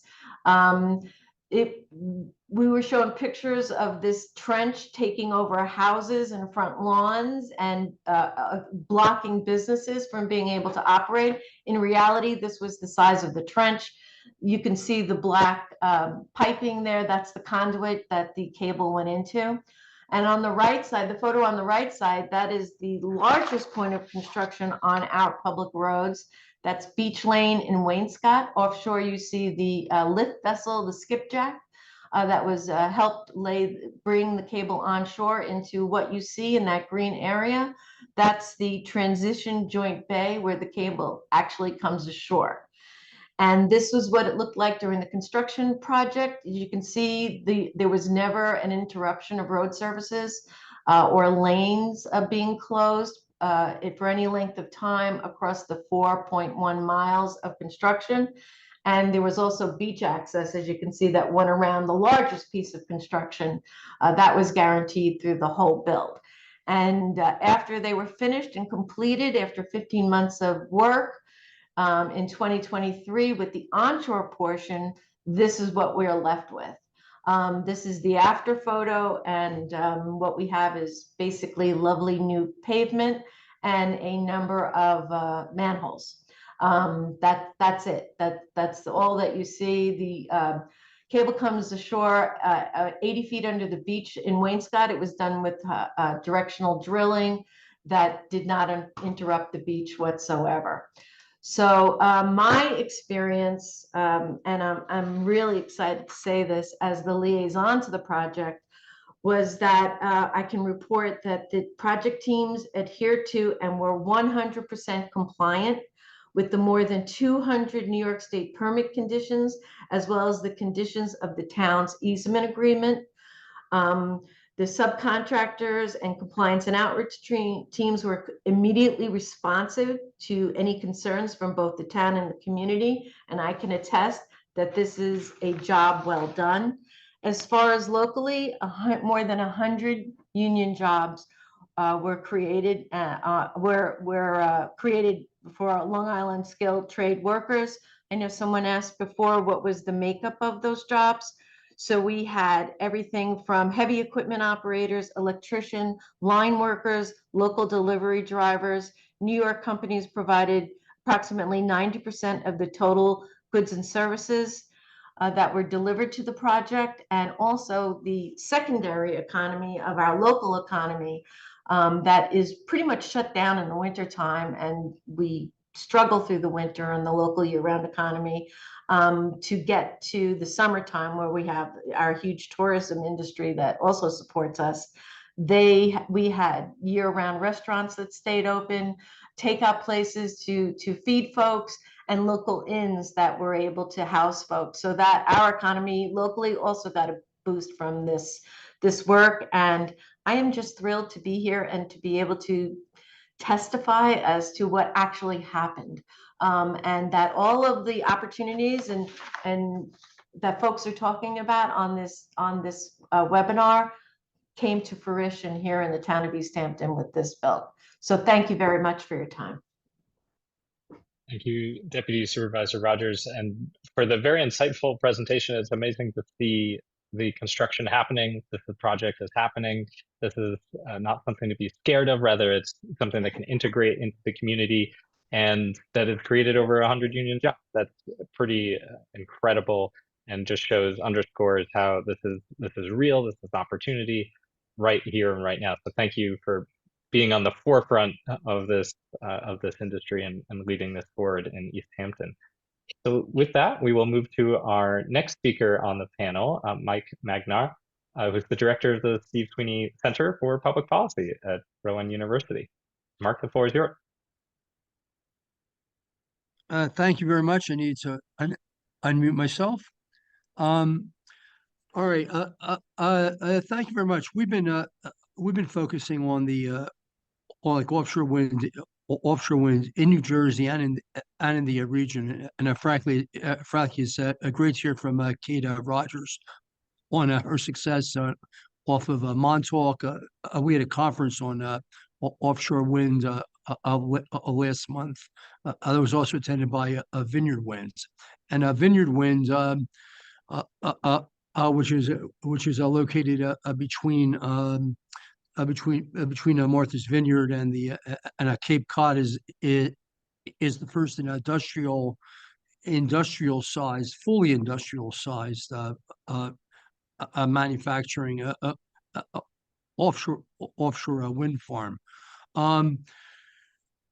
We've been lagging. I mean, the United States, Vineyard Wind, North Fork, and a Block Island, and a two turbine demonstration project off the coast of Virginia are about it for the United States in terms of like operating offshore wind farms. To put in perspective, Europe has over 30 gigawatts like offshore wind currently, and the United States, ironically enough, considering the opposition that derailed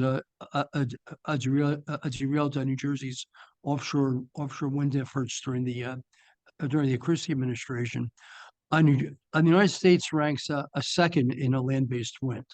The amount of like energy that's being generated by land-based wind farms, and it was great to see you have Rick Dovey on.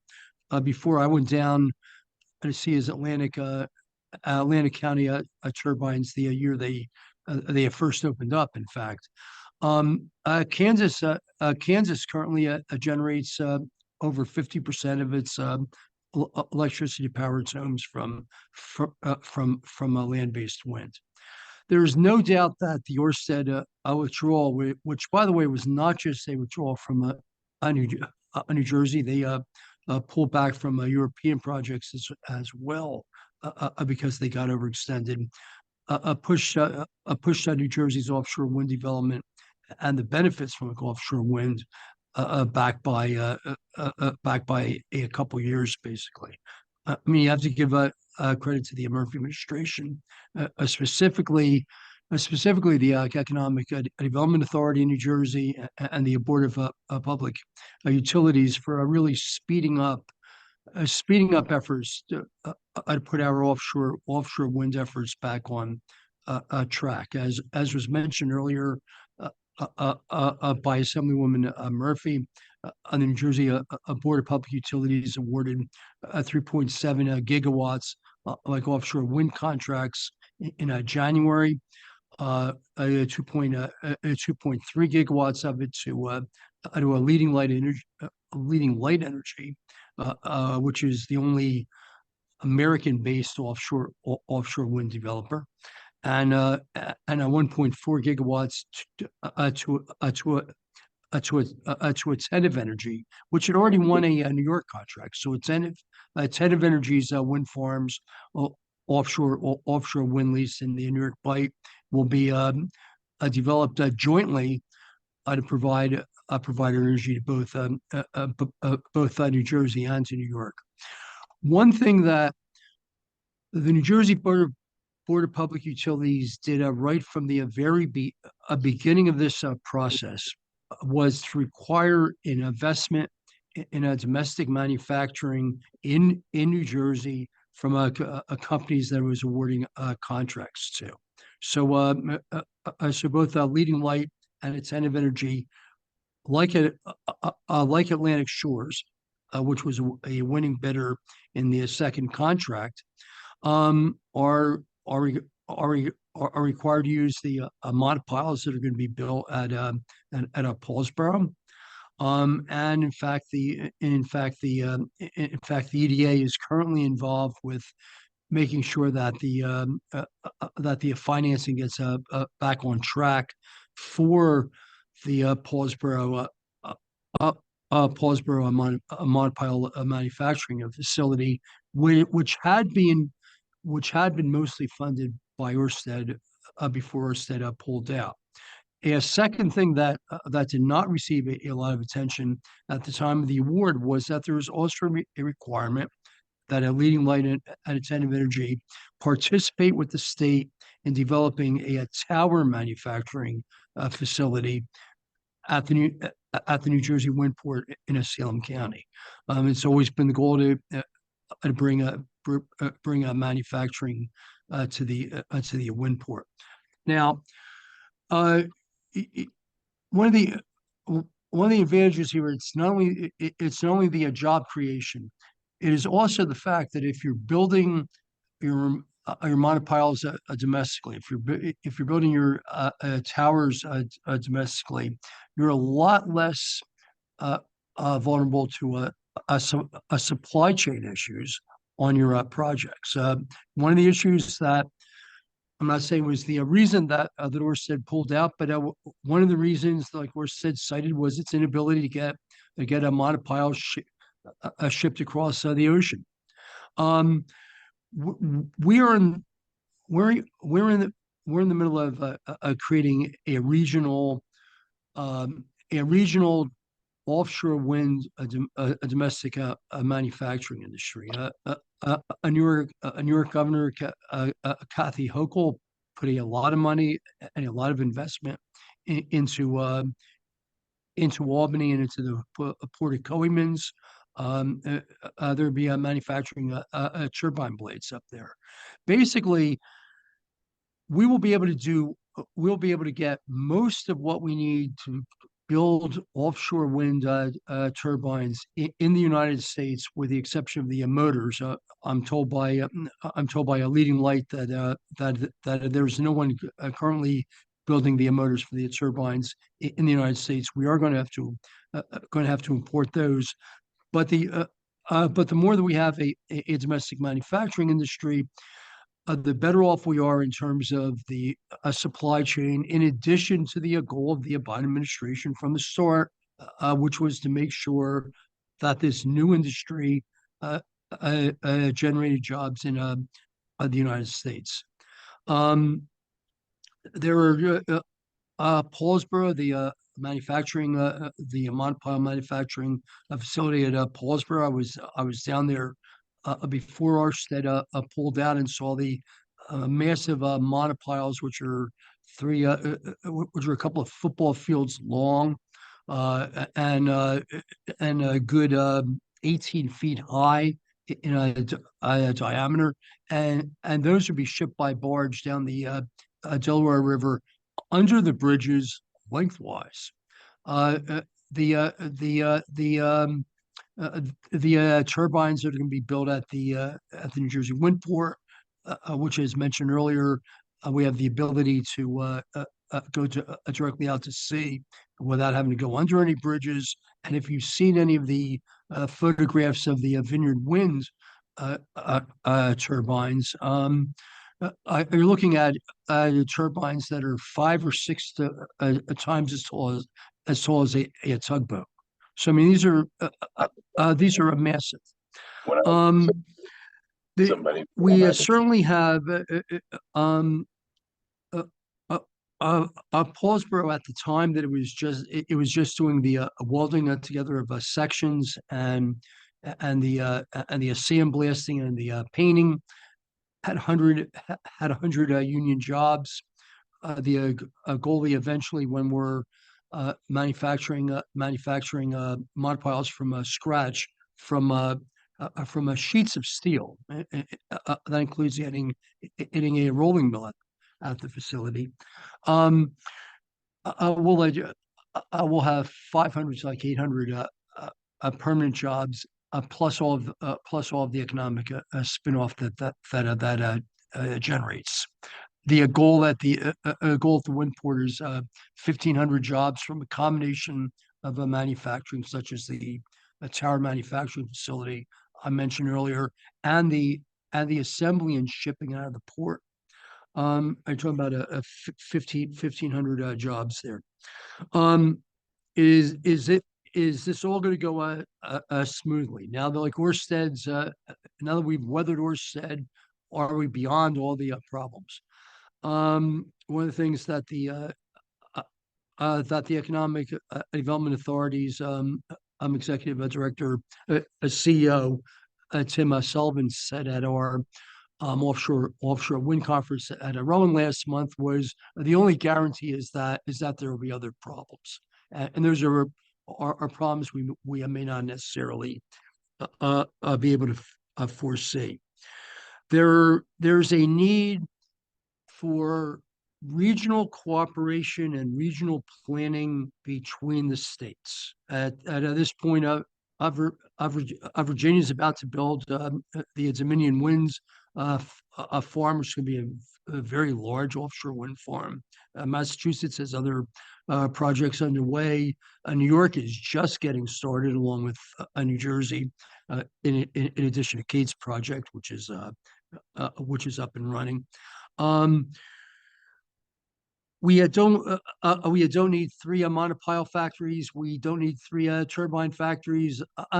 New Jersey, it does not need to build turbine blades if New York's going to build turbine blades. We need some rational cooperation on who is going to build what, where the manufacturing is going to be located. Certainly, every state wants a share, but every state doesn't need to build everything.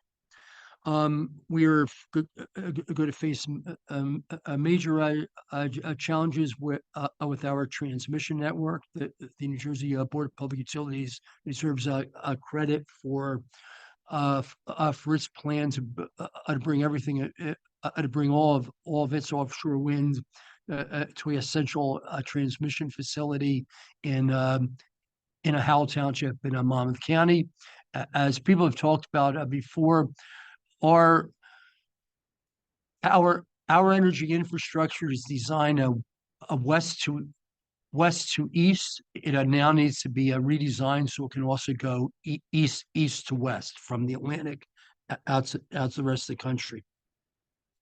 We have major issues with shipping.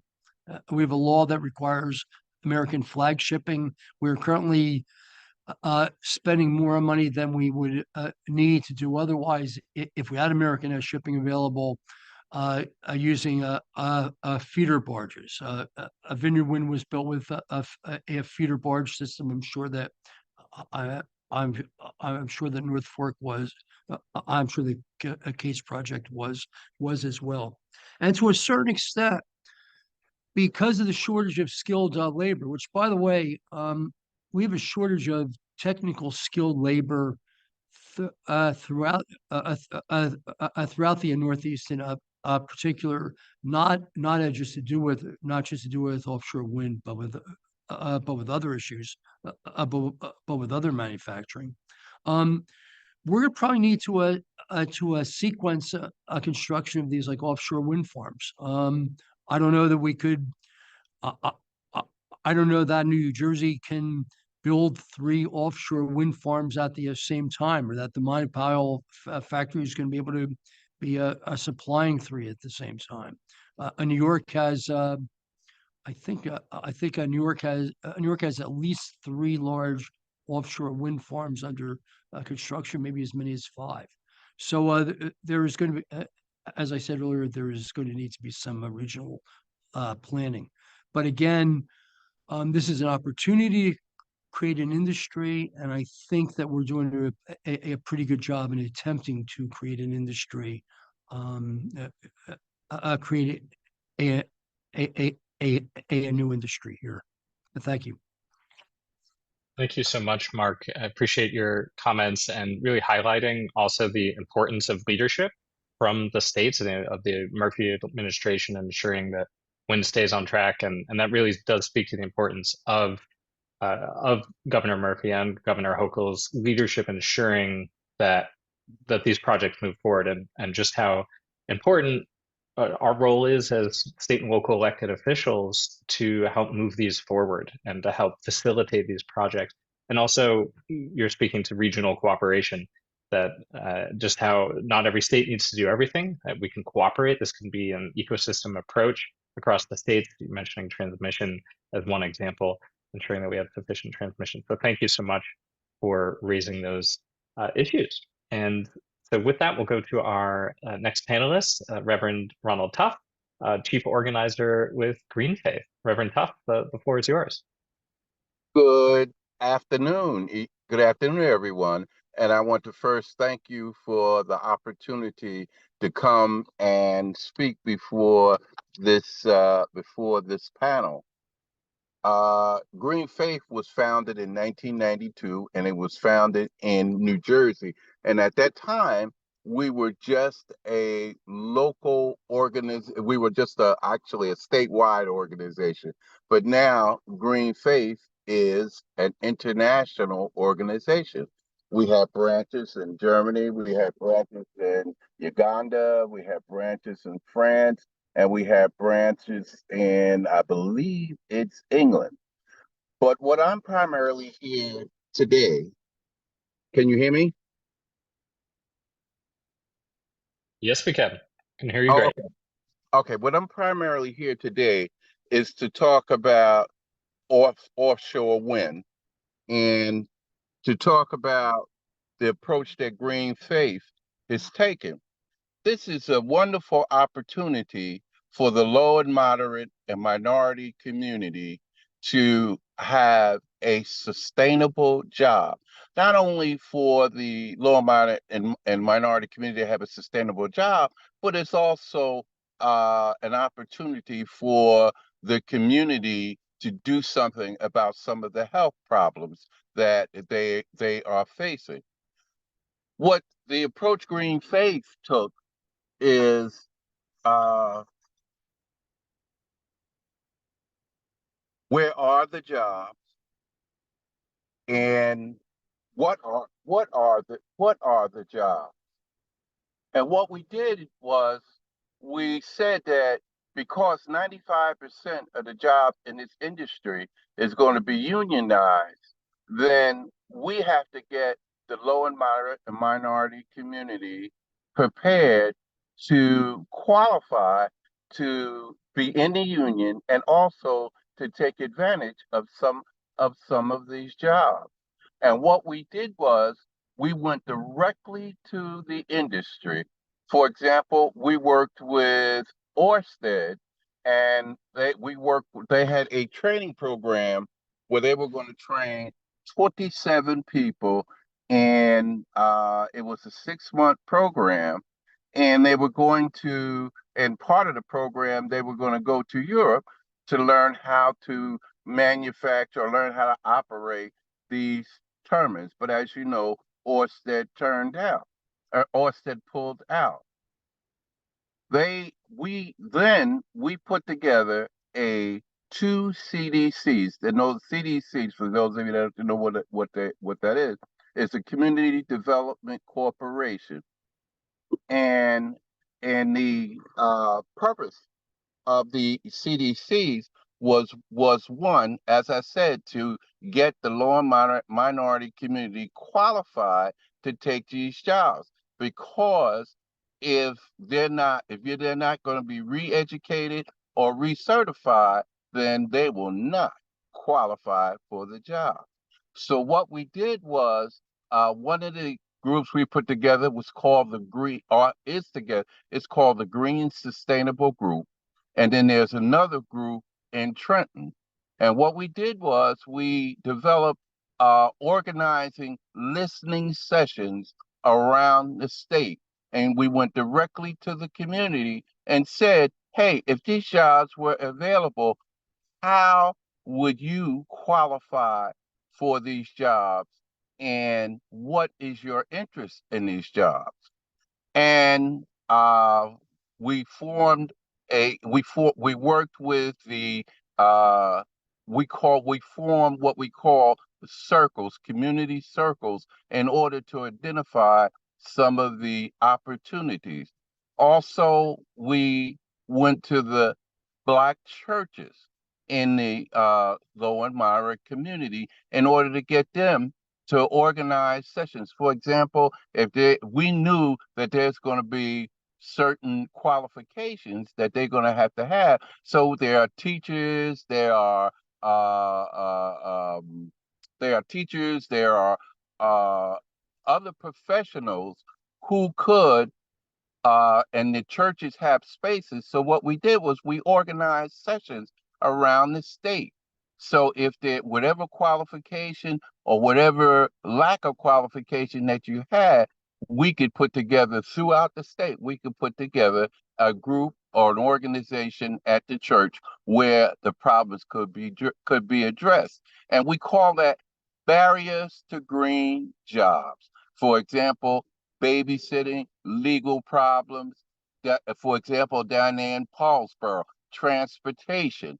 So we put together groups of people who could deal with if these people were trained, for example, and that was one of the reasons Orsted was skeptical about their program, because they said, look, if we train 27 people and put money into 27 people over a 6-month period, we want them to be able to come to work.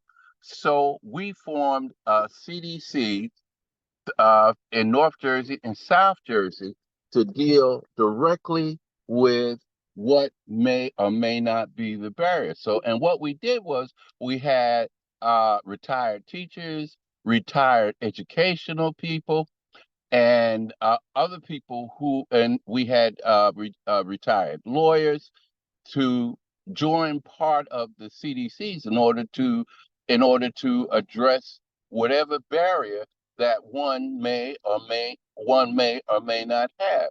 And then what we did is we took it a step further. We went to the superintendents of schools and said, look, this is a new industry, and you're going to have to adjust your curriculum. For example, because everybody doesn't want to go to college. So you're going to have to adjust your curriculum and to reflect the new industry in the in the in the technical schools as well as the educational schools. So we conducted meetings with the superintendents of schools.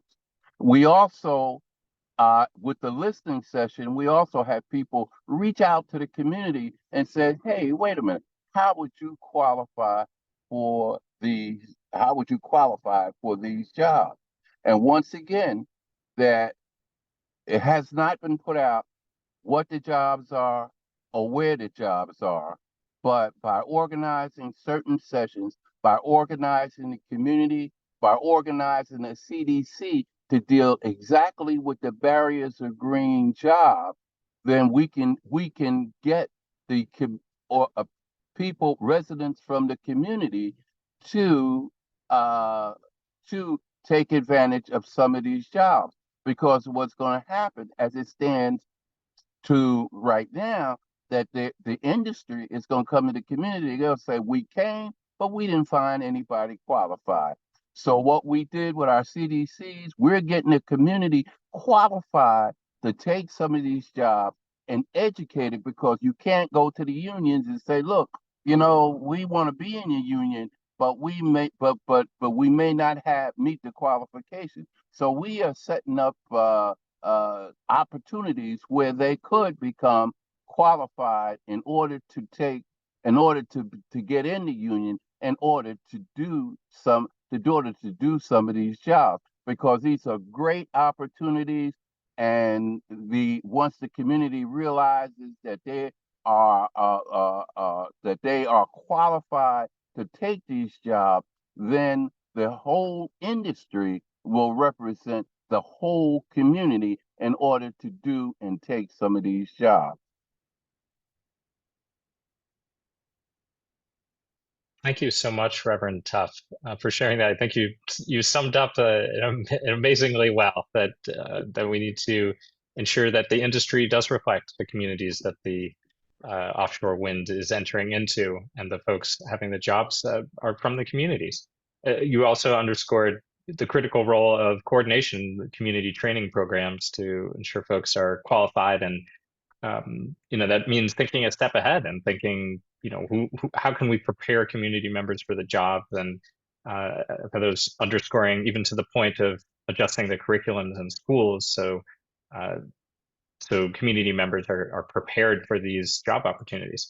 As And American manufacturing, go for it.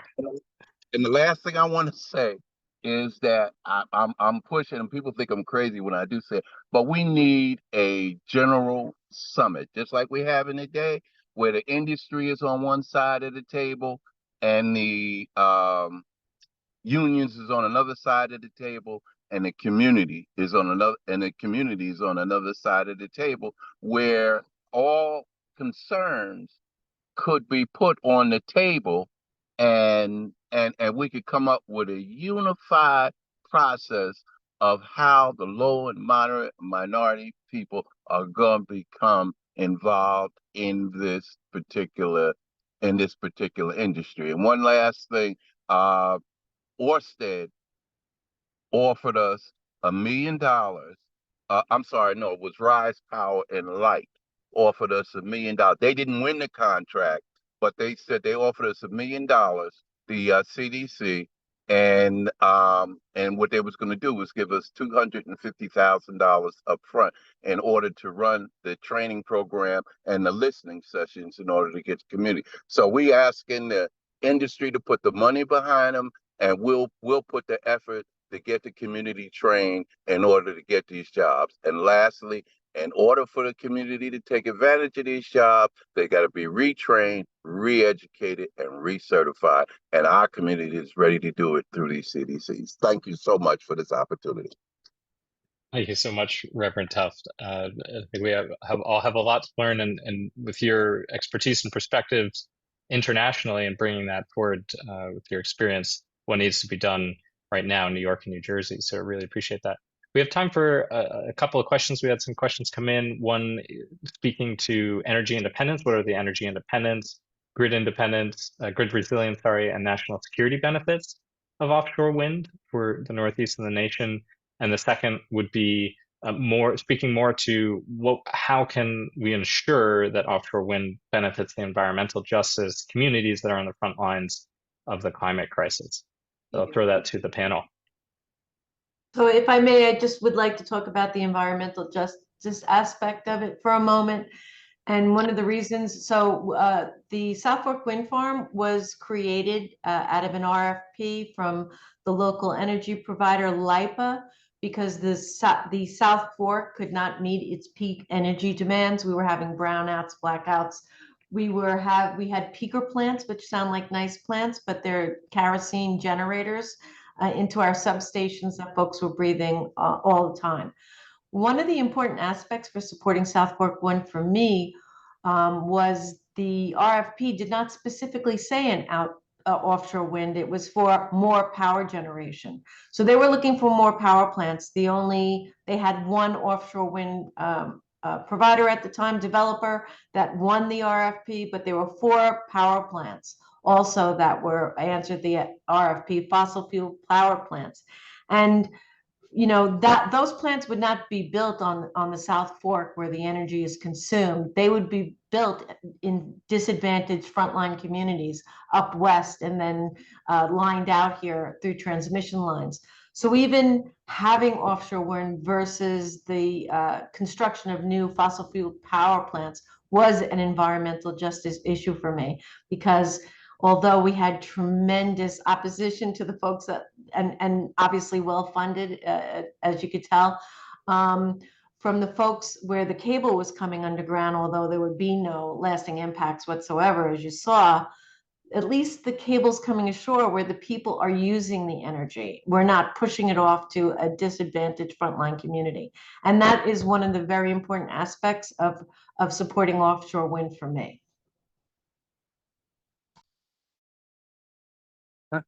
Just from just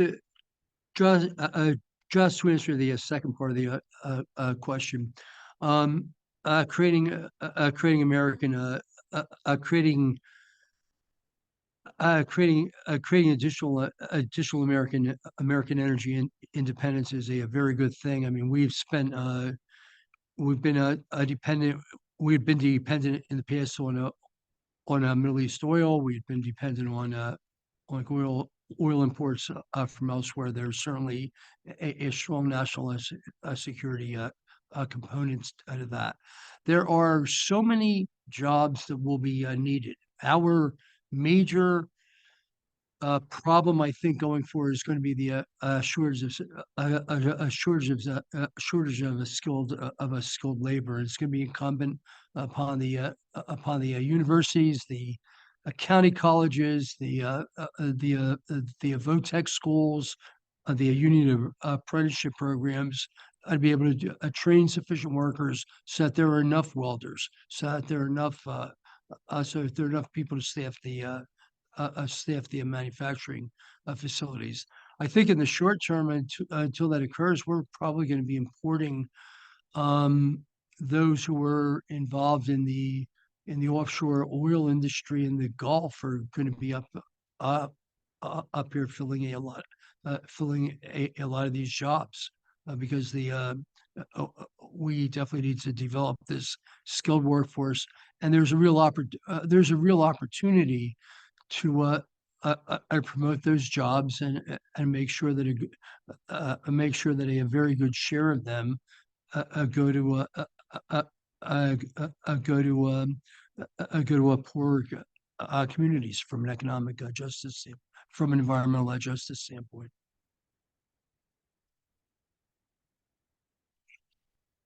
Wonderful. Thank you so much, Mark.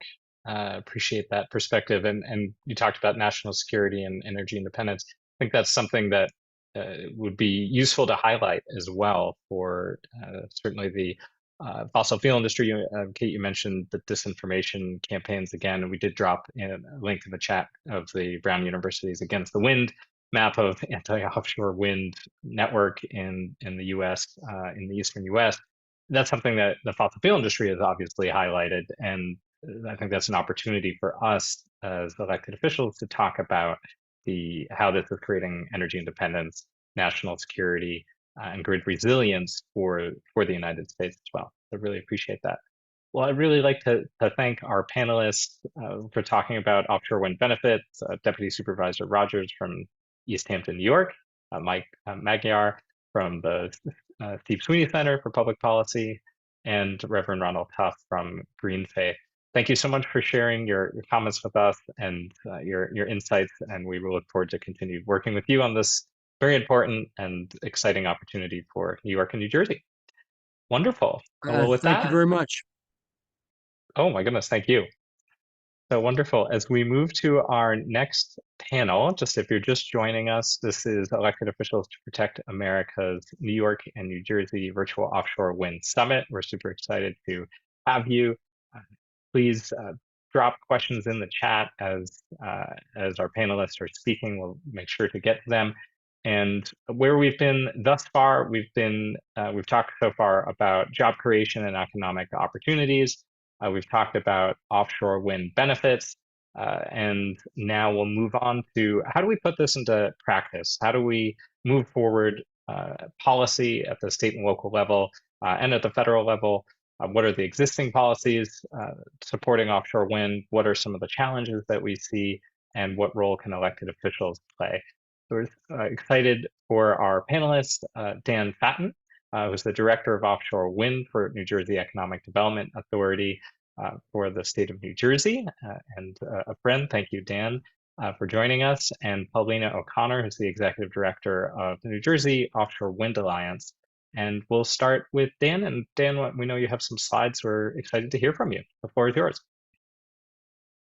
Well, thanks, Dominic, and good afternoon. Thank you to the organizers for helping to pull this event together. I'm excited to talk about offshore wind, one of my favorite topics, and just emphasize how integral policymakers and elected officials have been to getting us to this stage in New Jersey. I think New Jersey is a leader in the offshore wind space, and a large part of that is due to the commitment from folks like Governor Murphy and former Senator Sweeney and many others in the New Jersey legislature and colleagues in the administrations over the years as well. But elected officials have played an important role of getting us to where we are today.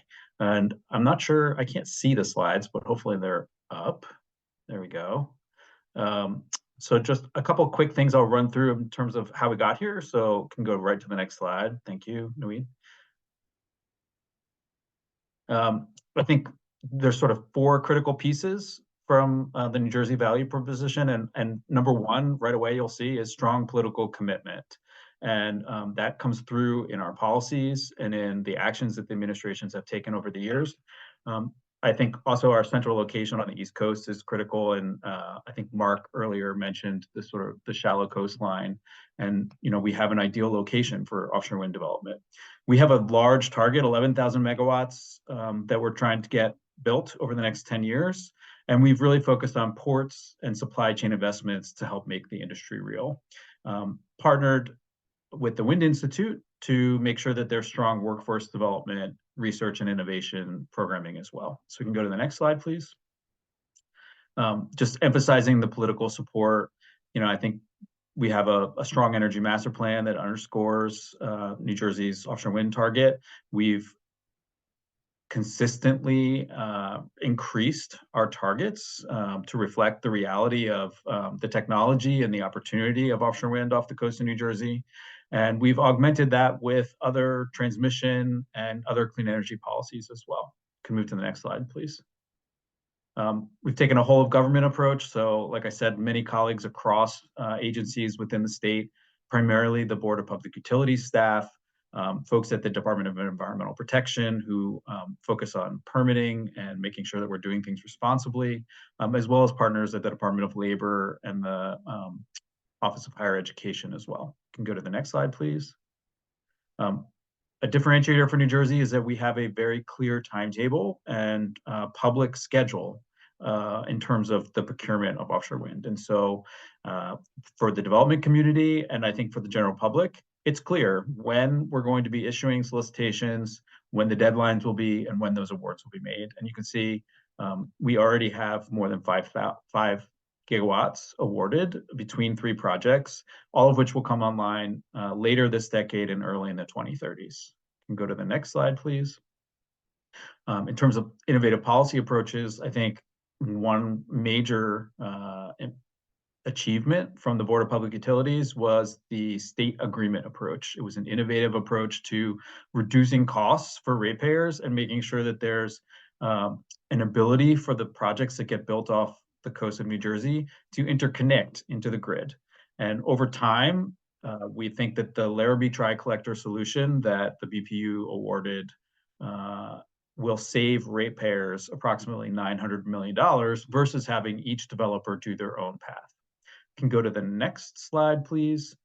Mark mentioned the importance of regional coordination, and this is something that we're committed to at EDA and across the administration. So we've signed a collaborative agreement with New York State in 2022, and we also joined the Federal State Offshore Wind Implementation Partnership, which is focused on addressing some of the supply chain issues that have challenged the industry.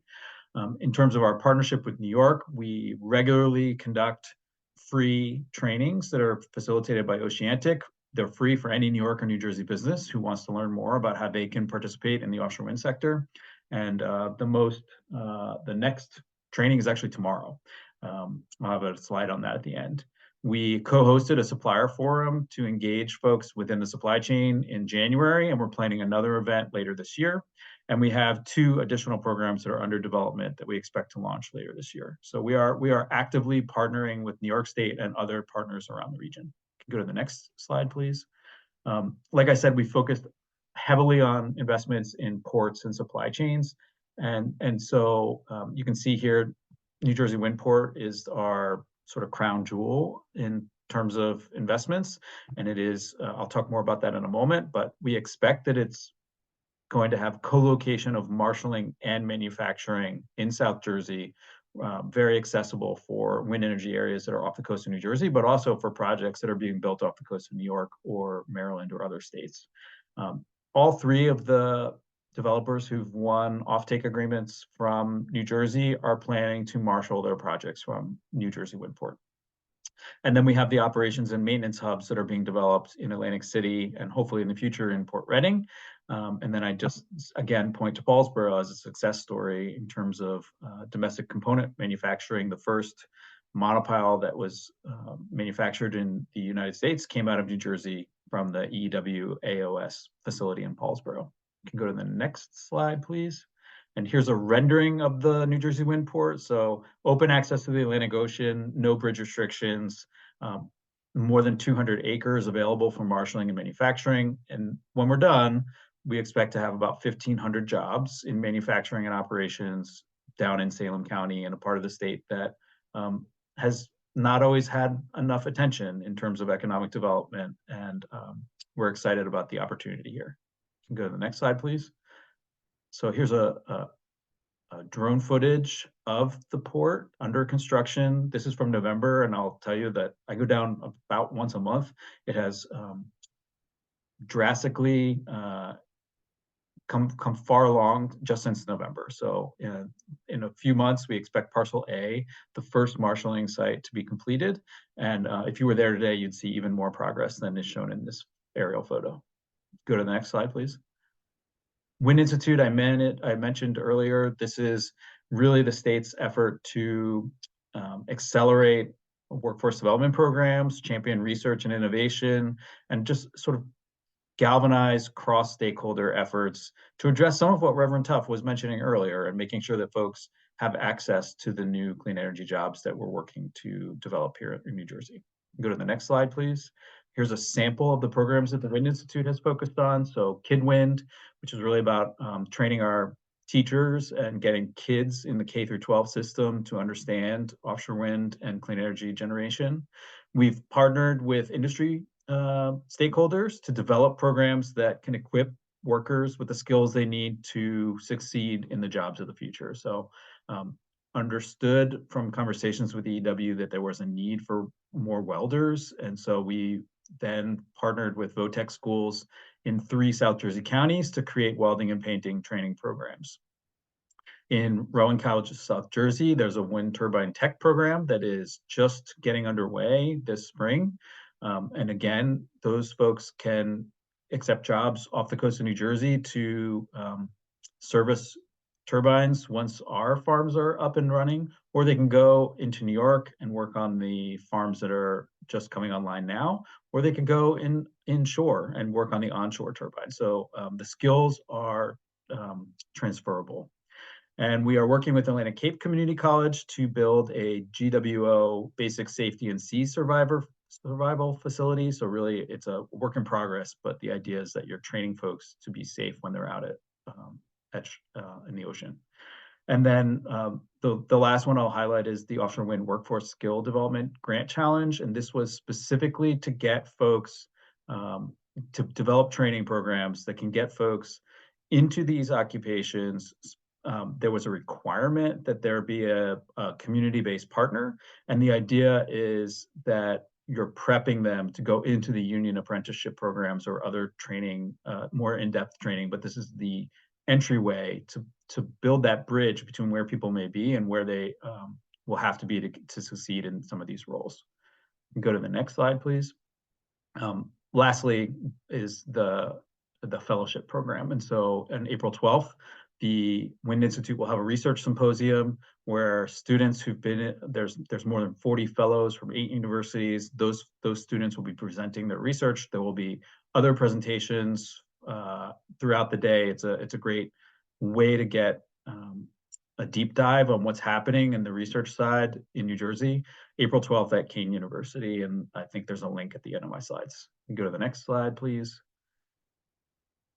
We are working to develop a Wind Innovation Center. So this will be a physical space in New Jersey, combining office, convening spaces, labs, and testing facilities that will be focused on a few key technologies, specifically thinking about transmission, climate smart modeling, and sort of the technologies of the future.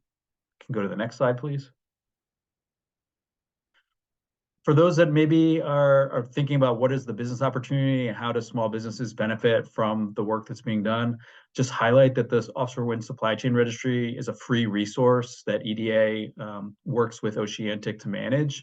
More than 800 businesses have signed up. And so when a developer is looking for a small component part or some service provider, maybe they need someone to provide catering, they can go to the supply chain registry as a first stop and find companies that are based in New Jersey who can provide those services. This is a free resource for folks to sign up. Encourage, if you have a small business who's looking to tap into the supply chain opportunity, this is a great place to start. You can go to the next slide, please. And then I think in terms of policy support, the legislature created the offshore wind tax credit program. And so for large manufacturers who are looking for space on the East Coast, and we know that there's going to be new facilities built for nacelles, for towers, for cable facilities, if they come to New Jersey and they commit to creating at least 150 new full-time employees, they can get a tax credit to offset their capital investment.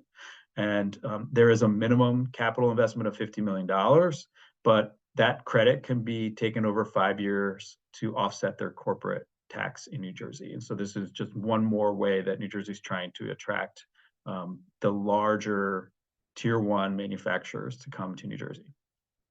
Go to the next slide, please.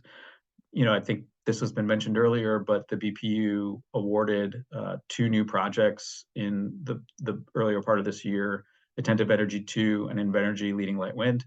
You can see a map here of where those projects are going to be built, and also the Atlantic Shores project that was awarded in 2021, just to give folks a sense of where things are.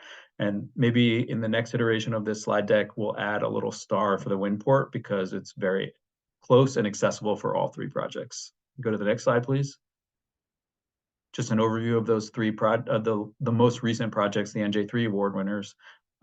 You've got 3.7 gigawatts of offshore wind coming online in the 2030s with $6.8 billion of economic benefits for New Jersey. And so that's enough to power nearly 2 million homes, and we're expecting thousands of direct jobs over the course of the projects with major commitments for supply chain purchases from New Jersey businesses. And the last slide, I think, is the upcoming trainings. And so encourage folks to sign up for the free trainings that we offer or connect with us at one of these upcoming events. We've got IPF in April, and then the ACP conference will be in Atlantic City in October, as well as Time for Turbines in October. So a lot that's happening in this space over the course of this year. And I think the next slide is just a contact page of our team. So if you're interested in chatting offline about the opportunity and what's happening in New Jersey, anyone from our team would be happy to connect. And I think that's it. There's my email if you need it. Amazing. Thank you, Dan. Really appreciate you presenting the comprehensive view that the state of New Jersey is taking to cultivate the industry, and just how you're looking at the whole ecosystem from large players and manufacturers to small businesses through the supply chain registry, and talking about, okay, how can the state support through ports and manufacturing and training. It's really exciting to see how the state is taking a really comprehensive view of the industry and helping facilitate and cultivate it. So thank you, Dan. So moving on to our next speaker, Paulina O'Connor, who's the Executive Director of New Jersey Offshore Wind Alliance. Paulina, the floor is yours. Hi, Dominic. Thank you, and welcome everybody. Appreciate everybody's time. My name is Paulina, and I am the new Executive Director of the New Jersey Offshore Wind Alliance. We are an advocacy project organized through Merrick Action, the Mid-Atlantic Renewable Energy Coalition, and we're supported by 7 offshore wind developers with leaseholding interests in New Jersey. If you looked at the map that Dan had in one of his slides, all of those other leases are owned by my members. And we also on our board have American Clean Power. Last year was a tough year for offshore wind, and I think through advocacy of others in New Jersey, but the developers themselves, they decided to create the New Jersey Offshore Wind Alliance to serve as a trusted voice for the industry, and someone that can serve as a resource to decision makers, other advocacy organizations, and be called upon when needed to provide factual-based information, access to developers, information on their projects, and any other information that may be needed regarding the industry. I'm really happy to be here. I'm really happy to get started on this work. I have a LinkedIn and a Twitter that you could follow. And if you have any questions regarding the projects or the forced solicitation, I'm always happy to be a resource and be present at any table, space, coalition you'll have me at. So thank you. Wonderful. Thank you, Paulina. I really appreciate your comments there and being here. And it speaks again to the importance of collaboration to bring the different players together to support moving this forward in cultivation. Wonderful. So we have a number of questions. One is what are some of the most underappreciated challenges for moving offshore wind forward, and what do you see as some of the policy solutions needed? I think a related question is, what are some of the biggest gaps in policies at the federal, state, and local level, and how can elected officials at the state and local level work together to address those? I think maybe I'll speak briefly on the federal level, and then I can tackle maybe some of the state pieces, and Dan can fill in where needed. But I think on a federal level, you know, we have the support of the Biden administration. They've been aggressive on offshore wind. The president's administration has made, you know, aggressive commitments. It's doing its best to accelerate permitting, investing in R&D. I think one of the questions around the Inflation Reduction Act and all the benefits that offshore wind projects can pull from that act had some questions around them. Last Friday, the U.S. Treasury released further guidance on the IRA, which I think expanded some of the eligibility and crystallized some of that information. So that's been helpful. On the state level, I think the Murphy administration is all in and doing what it can to uphold and support the current projects and future projects awarded. I think that we just need to do a better job on the public perception and opinion. Just candidly speaking, you know, today, someone had mentioned it, a speaker before today is the deadline for the feedback on the fourth draft solicitation. So we're having our fourth auction this year. A draft solicitation was issued. The amount of anti-offshore wind comments on that docket is overwhelming, and we're doing our best. New Jersey Offshore Wind Alliance, Sierra Club, LCV, Deb from NJWEC had sent out an action alert. So, you know, we're doing our best to shore up support and make sure that it's a bit more balanced, because polls and data show us that it is, but we need to do a better job at that. And that's been certainly a challenge. I would echo that. I think, you know, one of the underappreciated things here is the timeline. And so there's, you know, really a 10-year process from, you know, the beginning of a offshore wind project until you actually get steel in the water. And there are lots of opportunities for public input, and that's really a good thing, but it can also lead to, I think, some stakeholder fatigue. And so, you know, when you're in your fourth round solicitation and folks have done comments on the first three and on, you know, every step along the way, it's sort of understandable why they're tired and think, didn't I already do this? So I think we need to be in it for the long haul if we want to see these projects get built, and just and appreciate that despite some of the rhetoric from folks about things moving too fast or this just being, you know, all new, the reality is that this has been done in other parts of the world. This is being done in the US now. And we've been talking about this for 20 years. This is not new technology, and this is not a new process. There's been ample opportunity for input, and there will continue to be, just like the deadline today that Paulina mentioned. Great, thank you, Dan and Paulina. We have a related question, which is, and since a lot of folks have different levels of experience with offshore wind, whether just coming to it for the first time, to have been in it in a while, Dan or Paulina, wondering if you can give an overview for what is the role of different levels of government, from the federal level to the state level to the local level, so folks, elected officials, have a sense of who are the decision makers, and really what is the role at every level of government when it comes to cultivating offshore wind. Sure, and Dan can probably speak to this better, seeing as he's coming from government, but I'll just say it's a whole of government approach, which is why I think I especially appreciate your group, because I think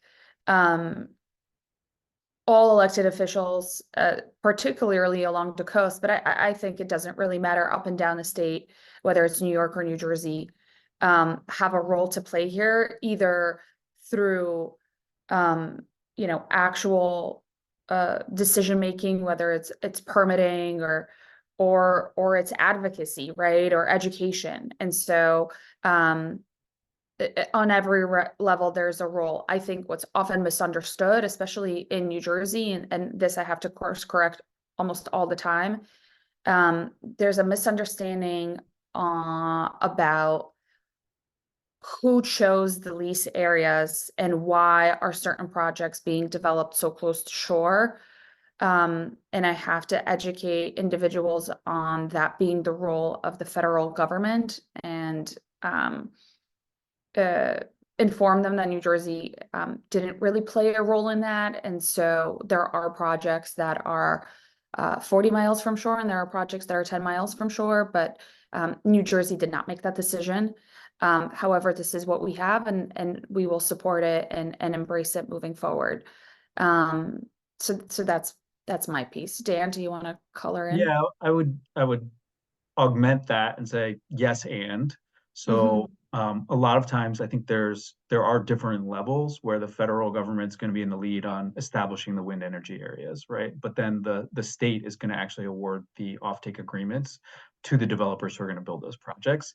And along the way, DEP on the state level is often providing a federal consistency review and saying what the feds have determined in terms of permitting is correct.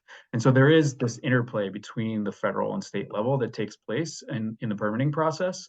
But like Paulina said, the federal government is really responsible for establishing the wind energy areas. They're responsible for the federal tax credit programs and sort of establishing what's going to be eligible for federal tax credits.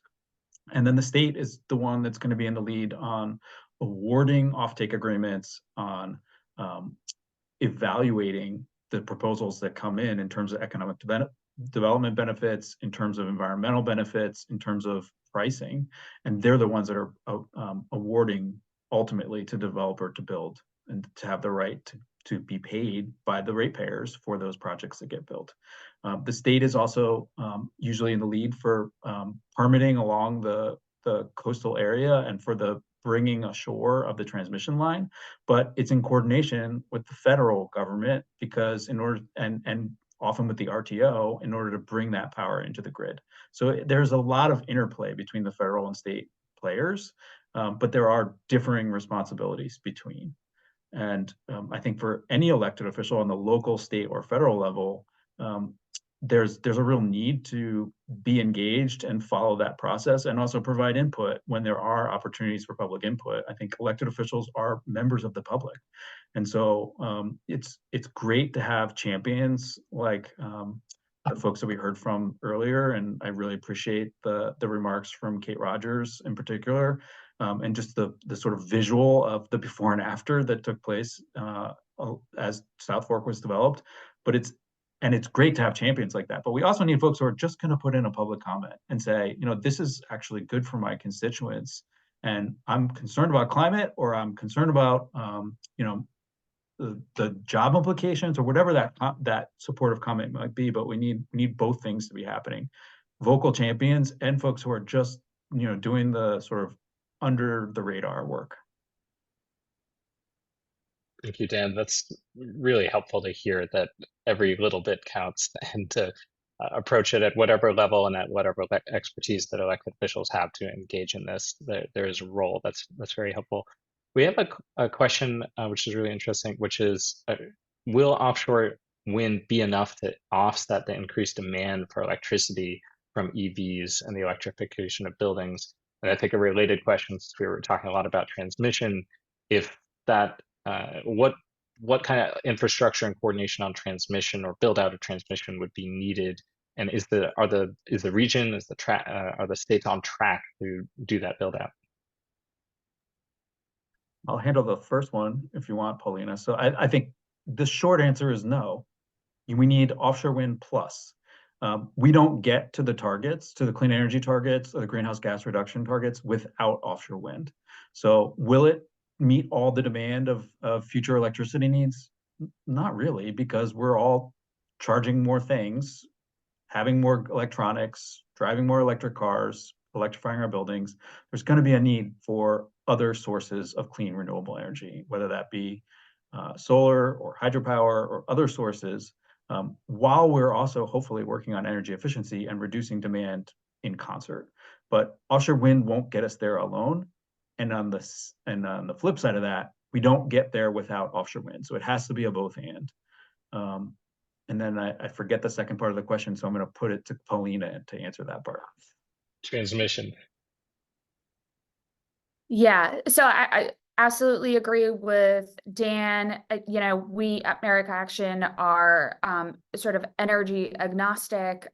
So whether it's solar, wind, hydrogen, I think they all play a role. I think battery storage is really important, and excited about the potential for that to move forward through the BPU in New Jersey. But it's a diversity in the renewable energy transition is going to be the key here. I often look at the stuff that the EDA puts out, and they're really aggressive in trying to attract a variety of businesses to New Jersey, particularly sort of in the innovation space. So when I think of the work that they're doing with AI and data centers, I think to myself, that's going to be a lot of power generation is going to be needed for that. But I think we can handle it. And again, I think we have the right folks in office to tackle that challenge and pivot quickly and move forward. And, New Jersey has pretty aggressive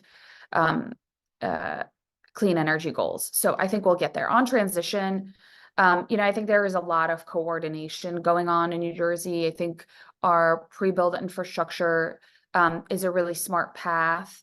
I wish we could throw up Dan's slide on, but I think it's really helpful. The pre-built infrastructure solicitation submission date, I think, is in a couple of days, 6 days. And then that project will be awarded in the third quarter of the year. I think we're doing some studies with the PJM on an SAA 2.0. And so I think we're taking our time with it, but we're being very smart and always considering the cost to the taxpayers. So I think it will all eventually end up working out. I think it's just, we're taking it in segments, as we should. Thank you, Paulina. Thank you, Dan. Oh, go for it.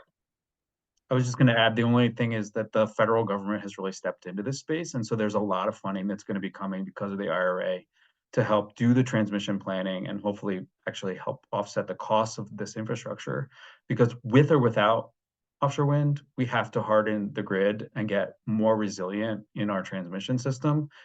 Whether or not we build turbines off the coast, there's improvements that need to be made to make it more sustainable in the long term. So I think there's going to be a lot of coordination that's needed, and Paulina referenced this, which is great, between PJM and the states and local stakeholders.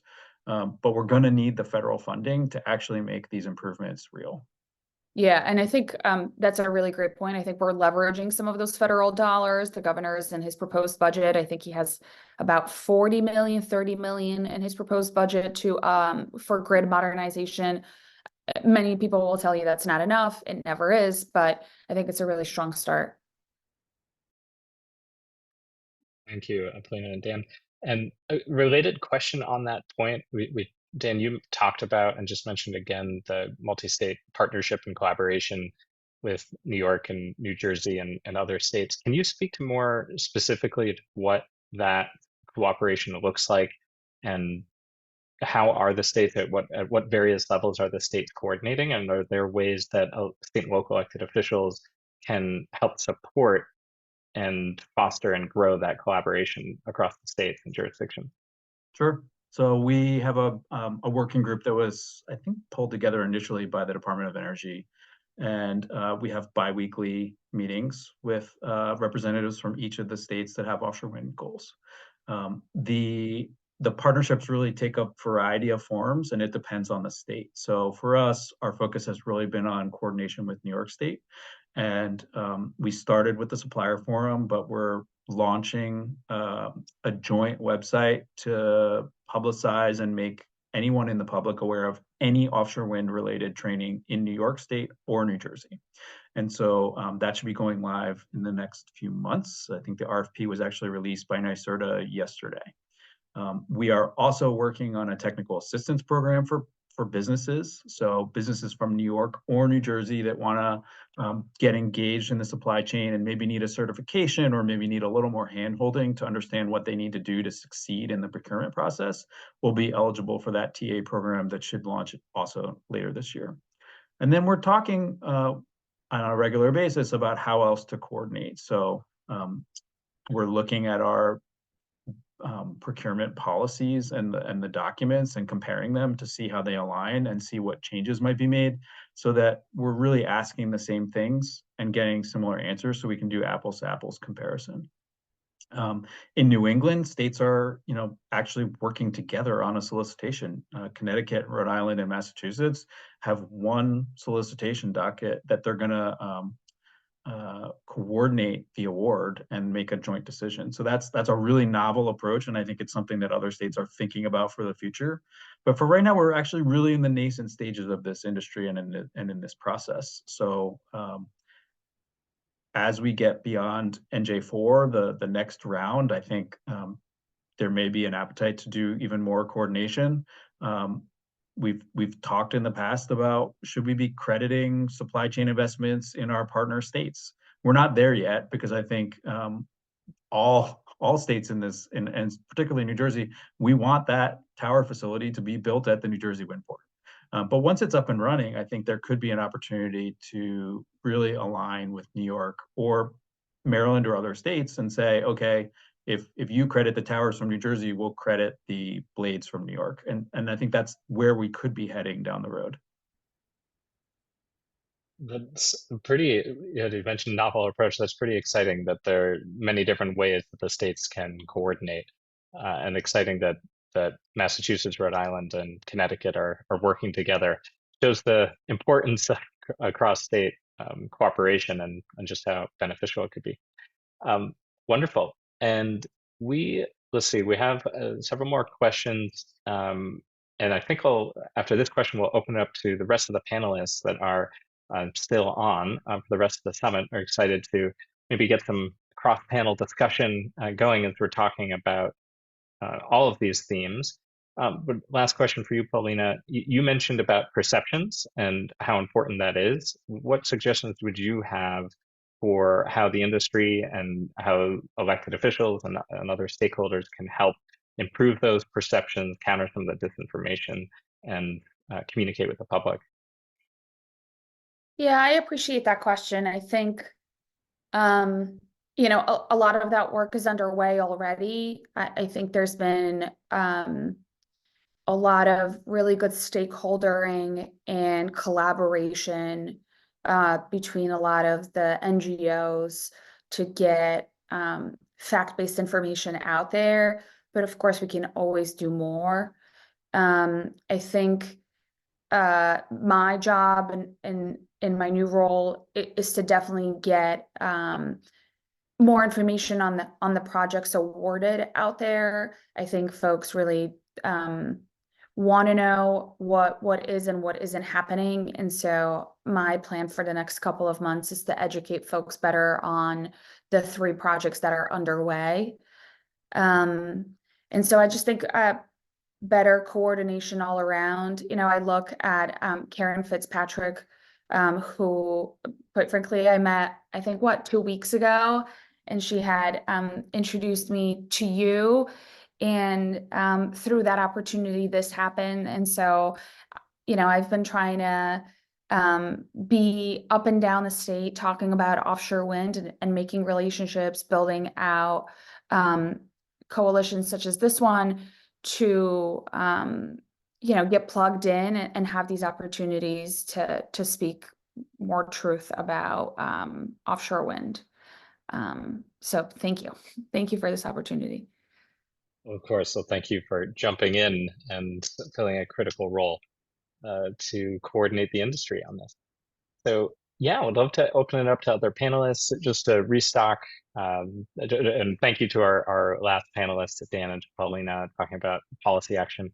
So just a restock of where we've been today. We've heard some great keynotes from State Assembly Member Santa Barbara and State Assemblywoman Carol Murphy, and from Alex Cornell DeHoo on the state of wind and how we can talk about it big picture. The first panel, we talked about job creation and economic opportunities. Second panel on offshore wind benefits. And lastly, we just rounded it out with policy action. So we'd love to open it up in the last 10 minutes or so to all the panelists and maybe throw out a question. You know, what are the ways that we can talk about the offshore wind benefits, and what opportunities do you see that state and local elected officials that are on this call can work together to help facilitate this industry at every level? So with that, we'd love to open it up to our panelists and look forward to the discussion. So I'll just jump in quickly and thank everyone for their participation. What role our local government, the town of East Hampton, played, and this is an area where misinformation can be targeted, because it's easier to fight a town than it is to fight the state or the federal government with lawsuits.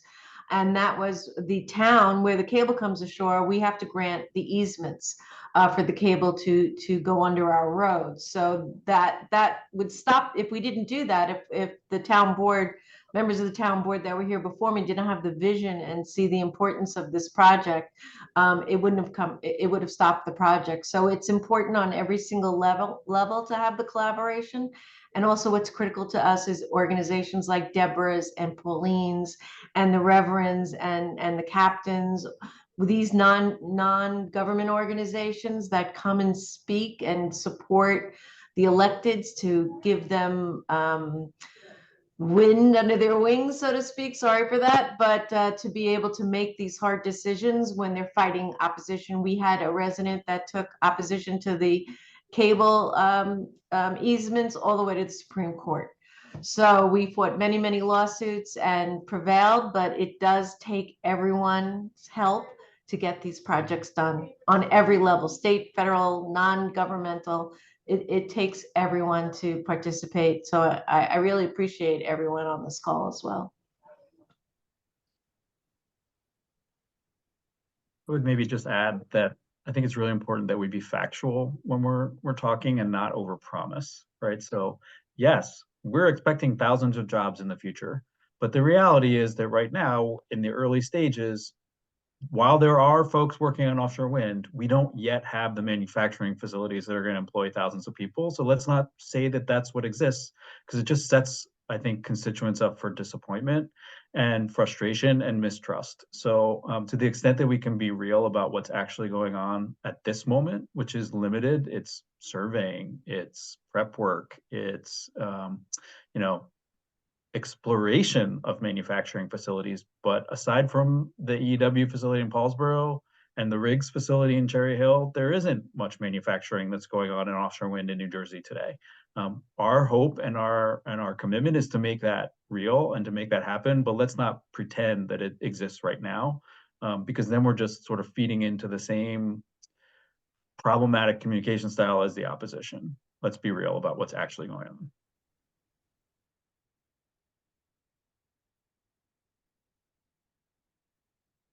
Wonderful. Thank you, Dan. Captain Paul, I think I saw your hand up. Yeah, hi there. I just wanted to expand upon something that Dan and Paulina just spoke about, and that was the actual selection of the wind energy areas by BOEM. And I think it's unfair to imply that they're just kind of placed. And I know that that's a popular misconception, but the reality is that it takes years of engineering for them to select these areas. From a maritime standpoint, all of this makes sense. It makes sense to me looking at a chart and then comparing it to shipwrecks, to unexploded ordnance, to shipping lanes and channels. It's a really, really well done and well thought out process that involves NOAA, NIMS, BOEM, the Secretary of the Interior. Like it's a kind of a tangle, you know? So when people come to you and they say, hey, well, this is just placed here, or there's a real method to this madness that needs to be appreciated. Just saying. Yeah, they're revised like so much. The lease areas, they go through so many revisions based on feedback and all of the things that the captain had mentioned. Yeah, like I do quite a bit with Empire Wind and Equinor and in New York. And Empire Wind 1 started out as 100 turbines. Okay. And through feedback from shipping interests, from recreational interests, from recreational diving interests, from commercial fishing interests, it's now 54. Okay, now that's done at great expense and cost to the developer, because obviously every turbine, every WTG that they don't erect produces less money, produces less energy. And they did the same thing up in New England. And so for certain sectors of the anti-crowd to come out and say, hey, well, we didn't know about this and or we weren't at the table. The reality is that the commercial fishermen are at the table and they are voicing and saying, hey, look, you know, this is prime time place where we catch squid in September. You know, why are you putting turbines right in the middle of it? And they pulled them. So they're listening, and any thoughts and talk out there otherwise is just conjecture.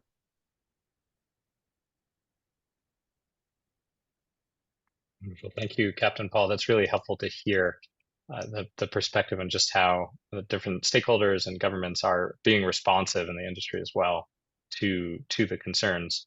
And that really speaks to a lot of with elected officials to protect America and our work with elected officials and education and organizing elected officials on the issue is talking about responsible offshore wind development. How can we do this to benefit our environment, benefit workers, benefit our communities, benefit folks on the front lines of the climate crisis, and build our prosperity? So I really appreciate that. Great. Other comments? Maybe do a go around. Any last comments from our panelists as we close out the summit here? Any last takeaways you want to leave elected officials across the states with and other stakeholders? I'll just say that I think it's very important for all of us to support our combined and separate organizations. When someone puts out a call for help, we have to show up and, you know, act together. Union jobs, let's coordinate ourselves and be organized together as well. Yeah, I couldn't agree more with that. And I would just point out in the chat, in case people didn't see it, the link to submit a comment for the forced solicitation is in there. So, you know, please, you know, just take a minute. You know, you don't have to be a technical expert, as somebody said earlier, just, you know, submit a comment of support for the Board of Public Utilities. You know, I think I've been an advocate for most of my life, and I think it's really easy to be opposed to things. It's not always so as intuitive to like thank and be grateful when things are going well. So I think, you know, to the extent that people are putting in comments and thanking their elected officials for doing the right thing, that's also important and I think overlooked a lot of the time. So just urge people to stay engaged and to recognize when we have strong leaders who are doing the right thing.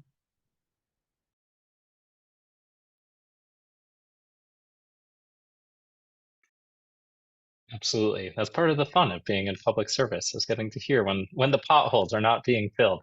So I think that's a really critical point, that as much as we've, you know, had ups and downs in the industry, things are moving forward and moving forward very impressively. And so I think that's something that we can all, you know, be thankful of the leadership of at the state, federal level, and local level as well.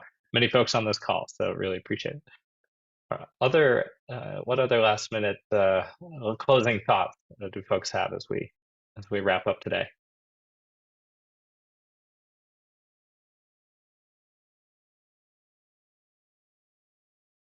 Going once, going twice. Oh, go for it.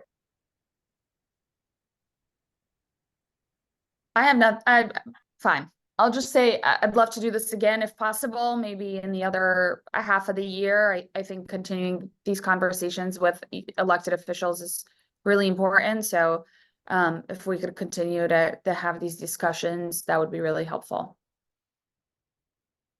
Absolutely. We look forward to working with you to coordinate that. Wonderful.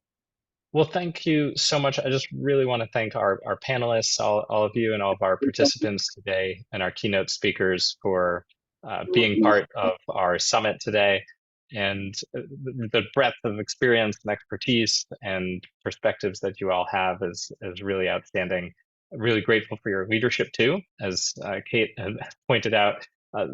Having to stand up to multiple lawsuits, disinformation, and still move forward while educating the public really speaks to the kinds of commitment and courage and perseverance needed to help move these projects forward, and the coordination and openness across the states. This is it's a regional opportunity. It's a regional industry. It's a regional cooperation needed. So the fact that we're here across levels of government, across stakeholder groups, really speaks to the commitment that we have with elected officials to protect America, to help convene and move forward and coordinate together and take advantage and help move forward responsible offshore wind development, so it does benefit all of our communities and prosperity for all.